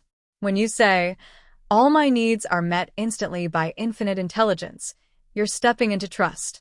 You're releasing the frantic grasping that blocks blessings from flowing. And in that trust, you open yourself to solutions you couldn't have invented if you tried. Some people hear this and say, "But what if I don't believe the words yet?" Florence would say, act as if. She knew belief grows through repetition. When you hear something often enough, it starts to feel familiar, and familiarity breeds acceptance. Just like a song you didn't like at first, but started humming after hearing it on the radio every day, affirmations slip past your resistance until they feel natural. That's when they start working without you having to force them. She also loved using what she called words of power, short, potent phrases that carried spiritual weight. Things like, "I banish the past and now live in the wonderful now," or "I am surrounded by divine protection." These were not empty words to her. They were anchors. Whenever fear or doubt tried to creep in, she would speak them out loud, cutting through the mental noise. And she taught her students to do the same. Over the years, countless people have credited her teachings with transforming their lives, bringing in jobs, healing relationships, improving health, even reversing dire situations. Was it supernatural intervention?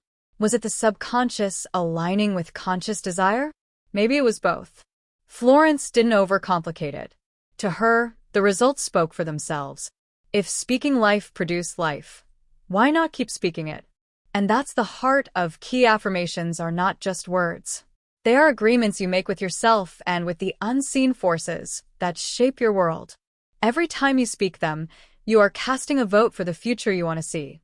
And if you cast enough votes in the same direction, the outcome becomes inevitable.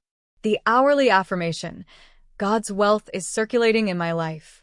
His wealth flows to me in avalanches of abundance. All my needs, desires, and goals are met instantly by infinite intelligence," is more than just a string of uplifting words.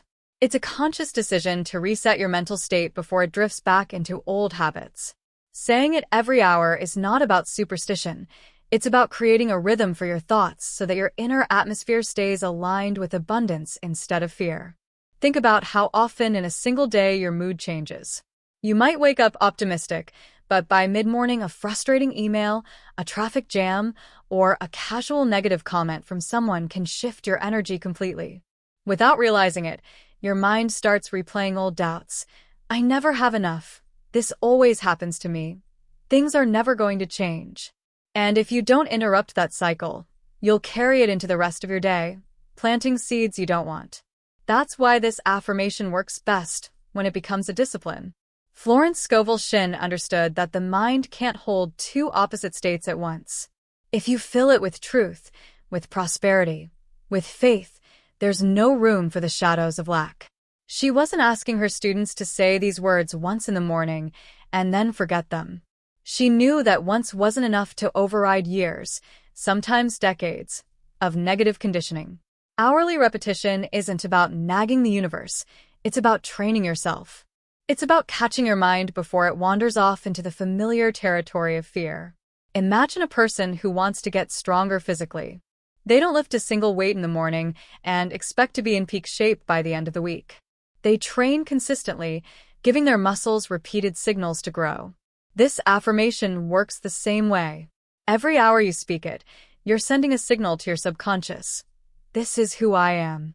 This is the reality I choose. This is the frequency I operate on. Over time, your subconscious begins to accept that as fact, and your outer circumstances shift to match. I once knew a woman named Maria who was in a constant state of financial stress.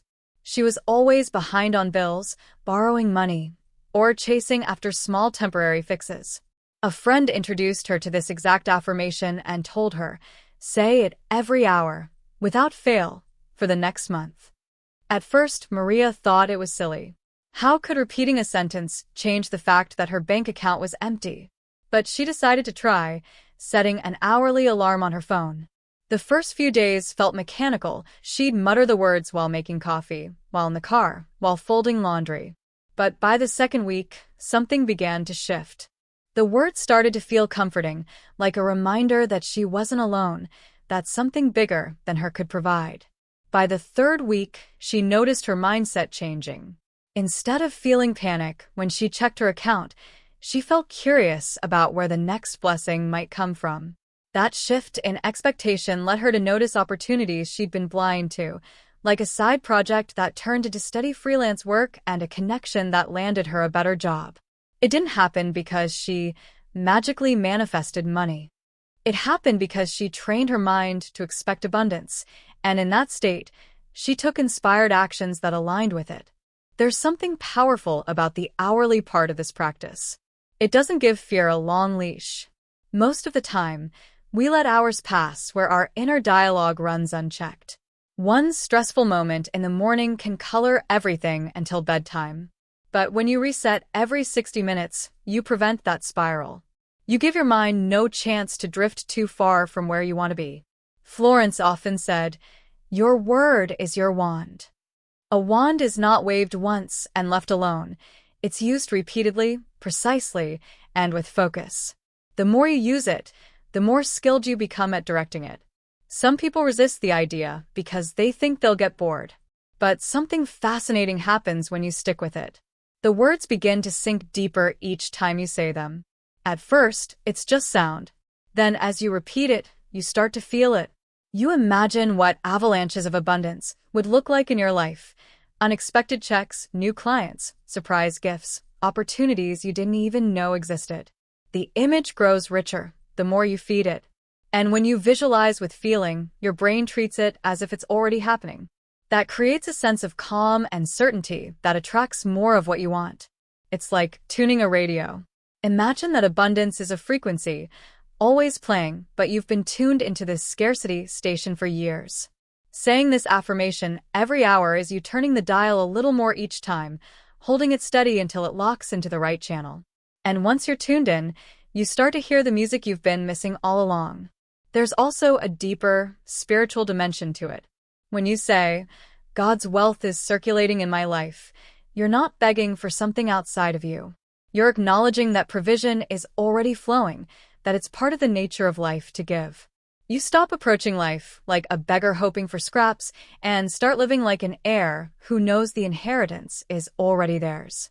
That changes how you walk into rooms, how you speak to people, how you make decisions. It shifts you from desperation to expectation. I've seen this work in ways that even the most skeptical people couldn't explain.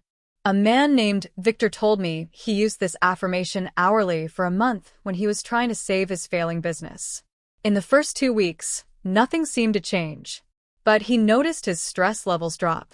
He stopped lashing out at employees, started treating clients with more warmth, and began seeing possibilities instead of dead ends. By the 4th week, a large order came in from a client who had been silent for months, followed by a partnership opportunity that brought in steady revenue.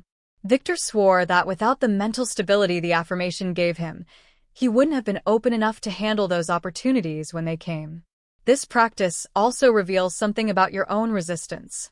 The first time you try to say an affirmation every hour, you'll notice moments where you don't feel like saying it or you think, "What's the point?"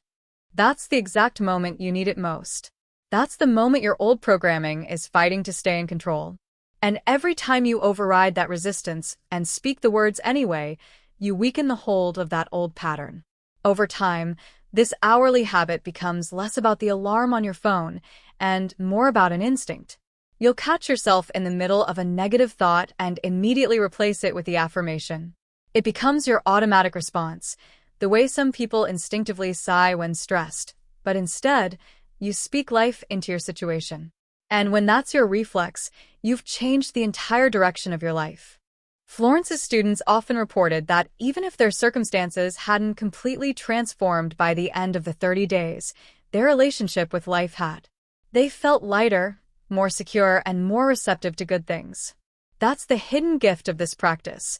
You don't just attract better circumstances, you become the kind of person who can recognize and receive them without hesitation. And once you are that person, the flow of avalanches of abundance doesn't stop. It becomes the new normal. Consistency is the quiet force that turns a whispered desire into a living reality. Saying something once, no matter how beautiful or powerful the words may be, is like tossing a single drop of water onto dry soil. It will disappear before it has the chance to nourish anything. But saying it again and again, at regular intervals, is like steady rain. It seeps in. It softens the hardened ground of old beliefs. It makes the soil fertile enough for new seeds to take root. Florence Scovel Shinn understood that affirmations without consistency are like planting a seed and then walking away without ever watering it. You can't expect a harvest if you don't tend to it daily. The human mind is a creature of habit. It loves repetition. This is why a song you barely noticed the first time gets stuck in your head after hearing it a dozen times. Your subconscious doesn't care whether what you repeat is helpful or harmful. It will take whatever you give it and begin to shape your life around it. That's why consistency matters so much. The more often you speak words of abundance, the more natural they feel, and the more your mind starts working to align your life with them. Without consistency, the old programming, those years of saying, "I can't, I never, that's just my luck," rushes back in to reclaim its place. I remember a story of a man named Charles who attended one of Florence's talks. He was in a desperate financial situation and was eager to try anything. She gave him an affirmation and told him to repeat it every hour. For the first 3 days, he was diligent. Then life got busy, and he started skipping it. By the end of the week, he'd said it only a handful of times. When nothing changed, he dismissed the practice as ineffective. Months later, when he finally committed to saying it hourly, without skipping, he began to notice shifts, new clients, unexpected opportunities, a calmer state of mind. He realized it wasn't the words that had failed him before, it was his lack of steady application. This is where so many people go wrong. They try something for a few days, don't see results, and give up. But consistency works on a delay. Think of it like boiling water. You can't heat it for a few seconds, turn off the stove, and expect it to boil. You have to keep the heat on long enough for the transformation to happen. Affirmations are the same. Each repetition builds momentum. Each hour you speak the words is another turn of the dial, another degree of heat. Eventually, you reach the boiling point, and that's when visible change starts to occur. But if you keep stopping and starting, you never reach that threshold.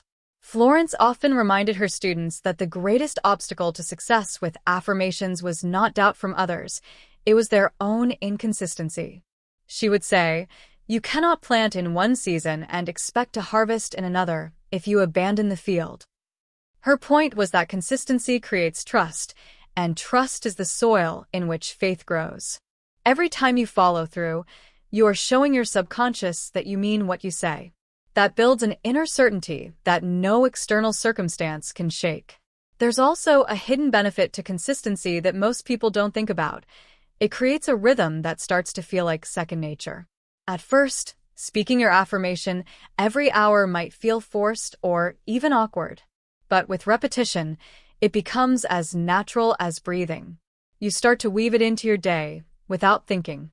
Standing in line at the grocery store, waiting for your coffee, pausing before a meeting, it becomes the background soundtrack of your life.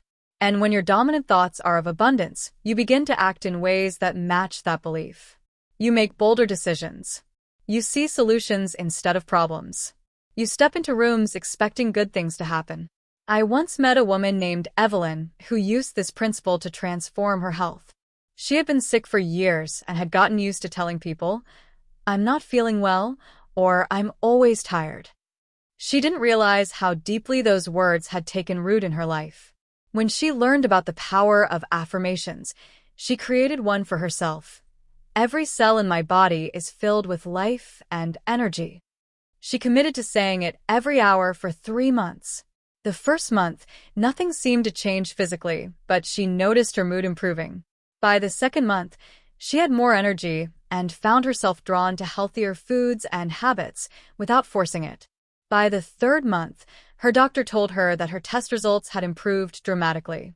She credited the change not to a single action but to the steady rhythm of speaking life into her body until it became her reality.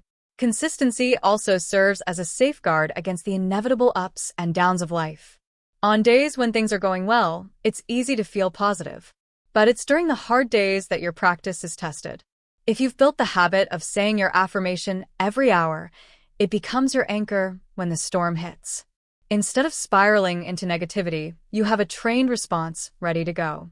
You don't have to fight to remember it, it's already ingrained. That's why Florence emphasized making it a daily discipline, not something you only turn to in times of crisis.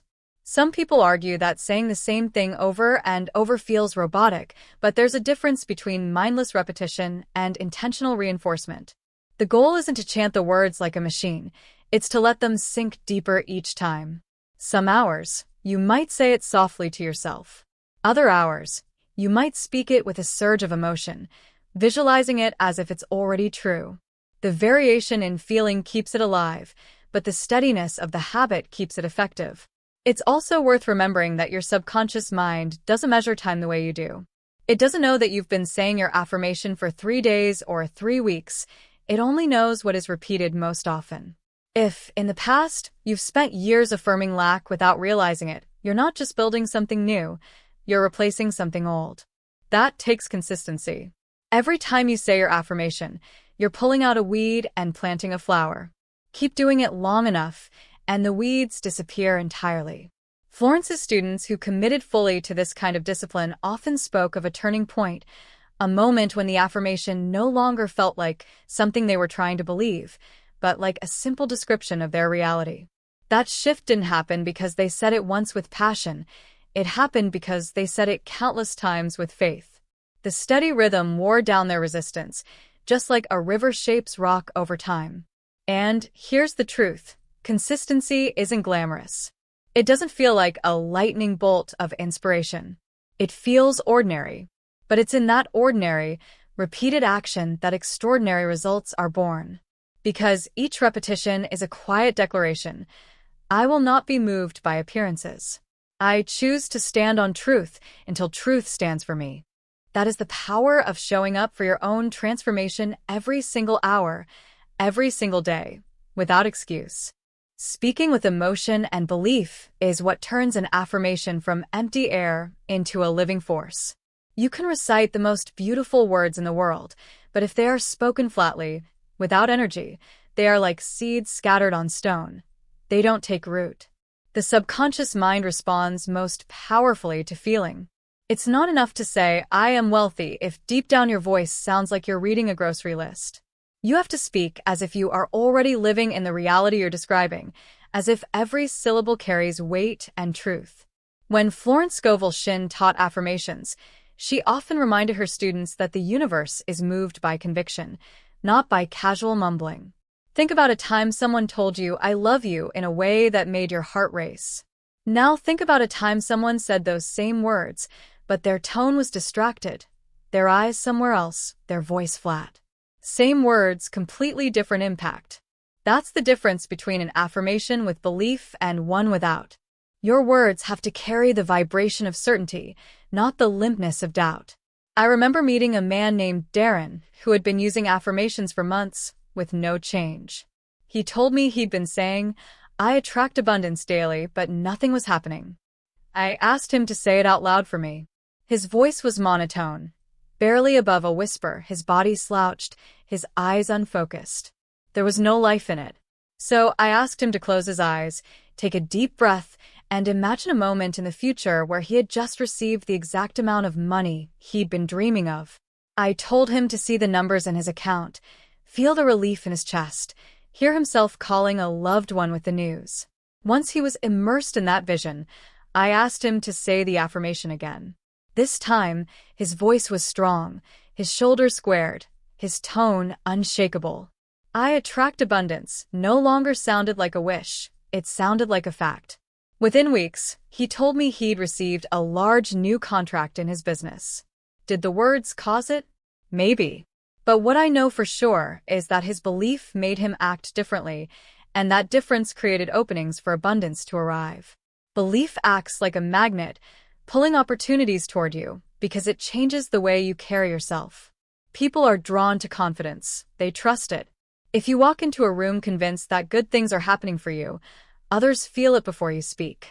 Your voice is warmer. Your handshake is firmer. You listen more openly because you're not trapped in worry. This is why emotion is so important. It doesn't just affect the invisible, it affects the visible, practical way you move through the world. Florence used to tell her students to infuse their words with gratitude, as if the thing they desired was already theirs. Gratitude has a unique energy. It's not about wanting, it's about receiving. When you say your affirmation and then add "thank you," your subconscious relaxes. You're no longer speaking from a place of lack, but from fullness. It's like the difference between saying, "I hope someone invites me," and saying, "I can't wait to see everyone at the party." One is uncertain. The other assumes the outcome is set. There's a story of a woman named Helen who was trying to sell her house for over a year with no luck. She had tried affirmations before, but admitted she was just going through the motions. When she learned about the importance of emotion, she changed her approach. Every morning she stood in the living room, closed her eyes, and imagined handing the keys to a happy new owner. She pictured the moment vividly. The sunlight pouring through the windows, the sound of laughter as the buyers explored their new home, the warmth of the handshake. Then she'd say, "My perfect buyer is here now, and we are both blessed," with a smile on her face and joy in her heart. Within 2 weeks, she had a full-price offer. She swore it wasn't just the words, it was the feeling that shifted something inside her and around her. Emotion also serves as the antidote to the skepticism that can sneak in. When you speak with belief, even for a few seconds, you drown out the voice that says, "This isn't working." Those moments of deep feeling create imprints in your subconscious, and over time, those imprints outweigh the old doubts. It's like drops of rich color in clear water. Eventually, the whole glass takes on the new shade. Sometimes, it helps to anchor your affirmation in a physical action. If you say, "I am confident," stand tall as you speak it. If you say, "I receive abundance," open your hands as if catching it. Movement reinforces the message. The body doesn't know the difference between an act of imagination and reality when paired with strong emotion. That's why athletes visualize themselves winning before they ever step onto the field. They're programming both mind and body to accept victory as inevitable. I once spoke with a young artist who struggled to sell her work. She had an affirmation: "People love and buy my art." But when she said it, she admitted she didn't believe it. So I told her to spend a few minutes imagining her phone lighting up with purchase notifications, hearing the pings, feeling the excitement in her chest. Then, in that state, to say the affirmation as if she was already living it. She started doing this every day, and a funny thing happened. She began promoting her work with more enthusiasm, talking about it with pride instead of hesitation. Within a month, she sold more pieces than she had in the previous 6 months combined. The truth is, emotion and belief are the bridge between the words you speak and the results you experience. Without them, affirmations can feel hollow. With them, they become declarations of ownership. You stop speaking like someone who is trying to get something, and you start speaking like someone who already has it. And that subtle shift, though invisible, changes everything. It changes how you feel when you wake up, how you approach challenges, how you interact with people, how you notice opportunities. Florence often said that faith without works is dead, but in her world, works began in the unseen realm of belief. The words were the tool, but the fuel was always the feeling behind them. And the beautiful thing about feeling is that you can summon it. You can close your eyes, breathe deeply, and call up a memory of joy, gratitude, pride, or excitement. You can use that memory as a spark to light the fire under your affirmation. In the end, speaking with emotion and belief is about more than just manifesting results. It's about becoming the version of yourself who lives in alignment with the truth you're declaring. Because when you speak as though it's already yours, something remarkable happens. You start living as if it is. And life, in turn, has no choice but to rise up and meet you there. Repetition is the quiet sculptor of the soul. It doesn't work with loud, dramatic gestures. It works with gentle, consistent pressure, shaping your mind and your life one word, one thought, one moment at a time. People often underestimate the power of repetition because it feels too simple, too ordinary. But the truth is, your entire identity is made of repeated thoughts you've believed over and over until they became part of you. The things you tell yourself daily, even casually, become the script you follow, without question. Florence Scovel Shinn knew this, and that's why she taught the importance of saying affirmations consistently, almost rhythmically, like a heartbeat. Not once in a while. Not when you remember. Every single day, as naturally as breathing. Think of the ocean. One wave doesn't shape the shoreline, but thousands, millions of waves, day after day, carve cliffs, smooth rocks, and change the landscape forever. Repetition is like that. It may seem small in the moment, but it leaves a mark so deep it becomes permanent. That's why when you choose to repeat a phrase of truth and power every hour, you are not just saying words, you are allowing them to chip away at old limiting beliefs and replace them with new, life-giving ones. I once knew a woman named Clara who struggled deeply with self-worth. For years, she carried an invisible label in her mind that read, "Not enough." She'd heard it from her father growing up, from failed relationships, from the cruel comparisons she made scrolling through social media. Even when she tried affirmations, she gave up after a few days because she felt no change. But then she decided to try something different, pure repetition without letting her mind argue. She set a reminder on her phone for every hour of the day. Each time it buzzed, she stopped whatever she was doing, placed her hand on her heart, and said out loud, "I am worthy, I am loved, I am enough." The first few days, her voice cracked. She felt silly, but she kept going. By week 2, something shifted. She began to catch herself in moments where old thoughts would have taken over. A small mistake at work no longer spiraled into self-loathing. A critical comment didn't sting as deeply. By the end of the month, she noticed she was speaking up more in meetings, smiling more at strangers, making choices that reflected someone who valued herself. When I asked her what changed, she said, "It wasn't one big moment. It was all the little moments I kept choosing to tell myself the truth, over and over, until my heart started believing it." Repetition works on the subconscious because the subconscious doesn't resist familiarity. The first time you say something new, your mind may push back. But if you hear it enough times, it stops feeling strange. Think of a song you didn't like at first but kept hearing on the radio until you caught yourself humming it. Your mind does the same thing with thoughts. It adopts what it hears most often. That's why you must make sure the things you repeat are things you actually want to live by. There's a story about Thomas Edison, the inventor of the light bulb, who famously failed thousands of times before succeeding. When asked how he kept going, he said, "I have not failed. I've just found 10,000 ways that won't work." What most people don't realize is that his mindset was itself a product of repetition. He continually told himself a version of the same truth. Success was inevitable as long as he kept moving forward. He reinforced it until it became the only lens through which he saw his experiments. That is the power of constant self-talk. It becomes the filter for your reality. Florence believed that repeating affirmations hourly was like watering a seed in the desert. If you water it once, the heat of doubt will dry it up. If you water it occasionally, the roots stay weak. But if you water it regularly with no gaps, it grows strong enough to withstand anything. And the beauty of this practice is that it's not about forcing belief at first, it's about building it through exposure. You don't have to feel the words are true when you begin. You simply have to show up for them until they start showing up for you. I remember meeting a man named Victor, who had been in debt for years. He was drowning in bills and fear, and his entire inner dialogue was soaked in lack. "I can't afford this. I'll never get out. I'm always broke." His life mirrored his words. One day, after hearing about Florence's teachings, he decided to replace those phrases with "money flows to me in expected and unexpected ways." He didn't believe it at all.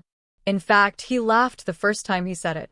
But he committed to saying it every single hour. In the beginning, it was mechanical. But slowly, he began noticing small shifts, finding a $10 bill in an old coat pocket, a friend paying for his lunch unexpectedly, a freelance job coming through at the last minute. These little wins began to reinforce the new belief, which in turn made him more consistent. Within a year, he was debt-free. When he told me his story, he said, "I think the biggest change wasn't the money. It was that I stopped telling myself the same sad story over and over and started telling a better one." This is what repetition does. It changes the story. And once the story changes, the life follows. The human brain loves patterns. It will find ways to make your outer world match the words you say most often. If your repeated message is, "Life never works out for me," your brain will seek evidence to prove it true. But if your repeated message is, "Everything is always working out for me," it will look for proof of that instead. The challenge is persistence. Most people give up before the repetition takes root because they mistake boredom for ineffectiveness. They think, "I've been saying this for a week and nothing's happening," not realizing they're up against years, sometimes decades, of old programming. Imagine trying to turn an ocean liner with a single push. You wouldn't expect instant movement. But if you keep steady pressure on the wheel, it will eventually shift course, and once it does, it becomes unstoppable. Repetition also builds resilience. When life throws you off balance, your practiced affirmations act like a compass, pulling you back to center. If you've said, "I am calm and capable" 1,000 times, it's much easier to access that calm in a crisis than if you've never trained your mind to go there. It becomes a reflex. Florence knew that affirmations weren't just about wishful thinking. They were about training the mind the way an athlete trains the body. You don't lift weights once and expect to be strong. You lift them regularly, and over time, strength becomes a natural state. Your affirmations are mental reps, and every time you speak them, you're building the muscle of belief. So when you commit to saying something every hour, you're not just filling the air with words, you're reprogramming the deepest layers of your mind. You're reshaping the narrative of your life one repetition at a time, until the person you were becomes unrecognizable compared to the person you've become. And the beauty is, by the time the transformation is complete, you won't be able to pinpoint the exact moment it happened. It will feel like it was always meant to be. And so, I'll leave you with this. Your words are not just sounds in the air, they are seeds in the soil of your destiny. Every hour, you are planting something. The only question is, are you planting weeds or are you planting flowers? In 30 days, you could look back and see a garden of strength, peace, abundance, and joy, or you could see more of the same barren ground. The difference will not be luck, and it will not be chance. It will be the words you chose to repeat when no one was watching. Florence Scovel Shinn once said, "Your word is your wand." Every time you speak, you are casting a spell on your future. So speak like someone who knows the magic is real, because it is. Hour by hour, truth by truth, watch your life bend toward the light you keep calling it into. And when those 30 days are over, don't stop, because the life you dream of is not built in a moment. It's built in every moment you choose the right words.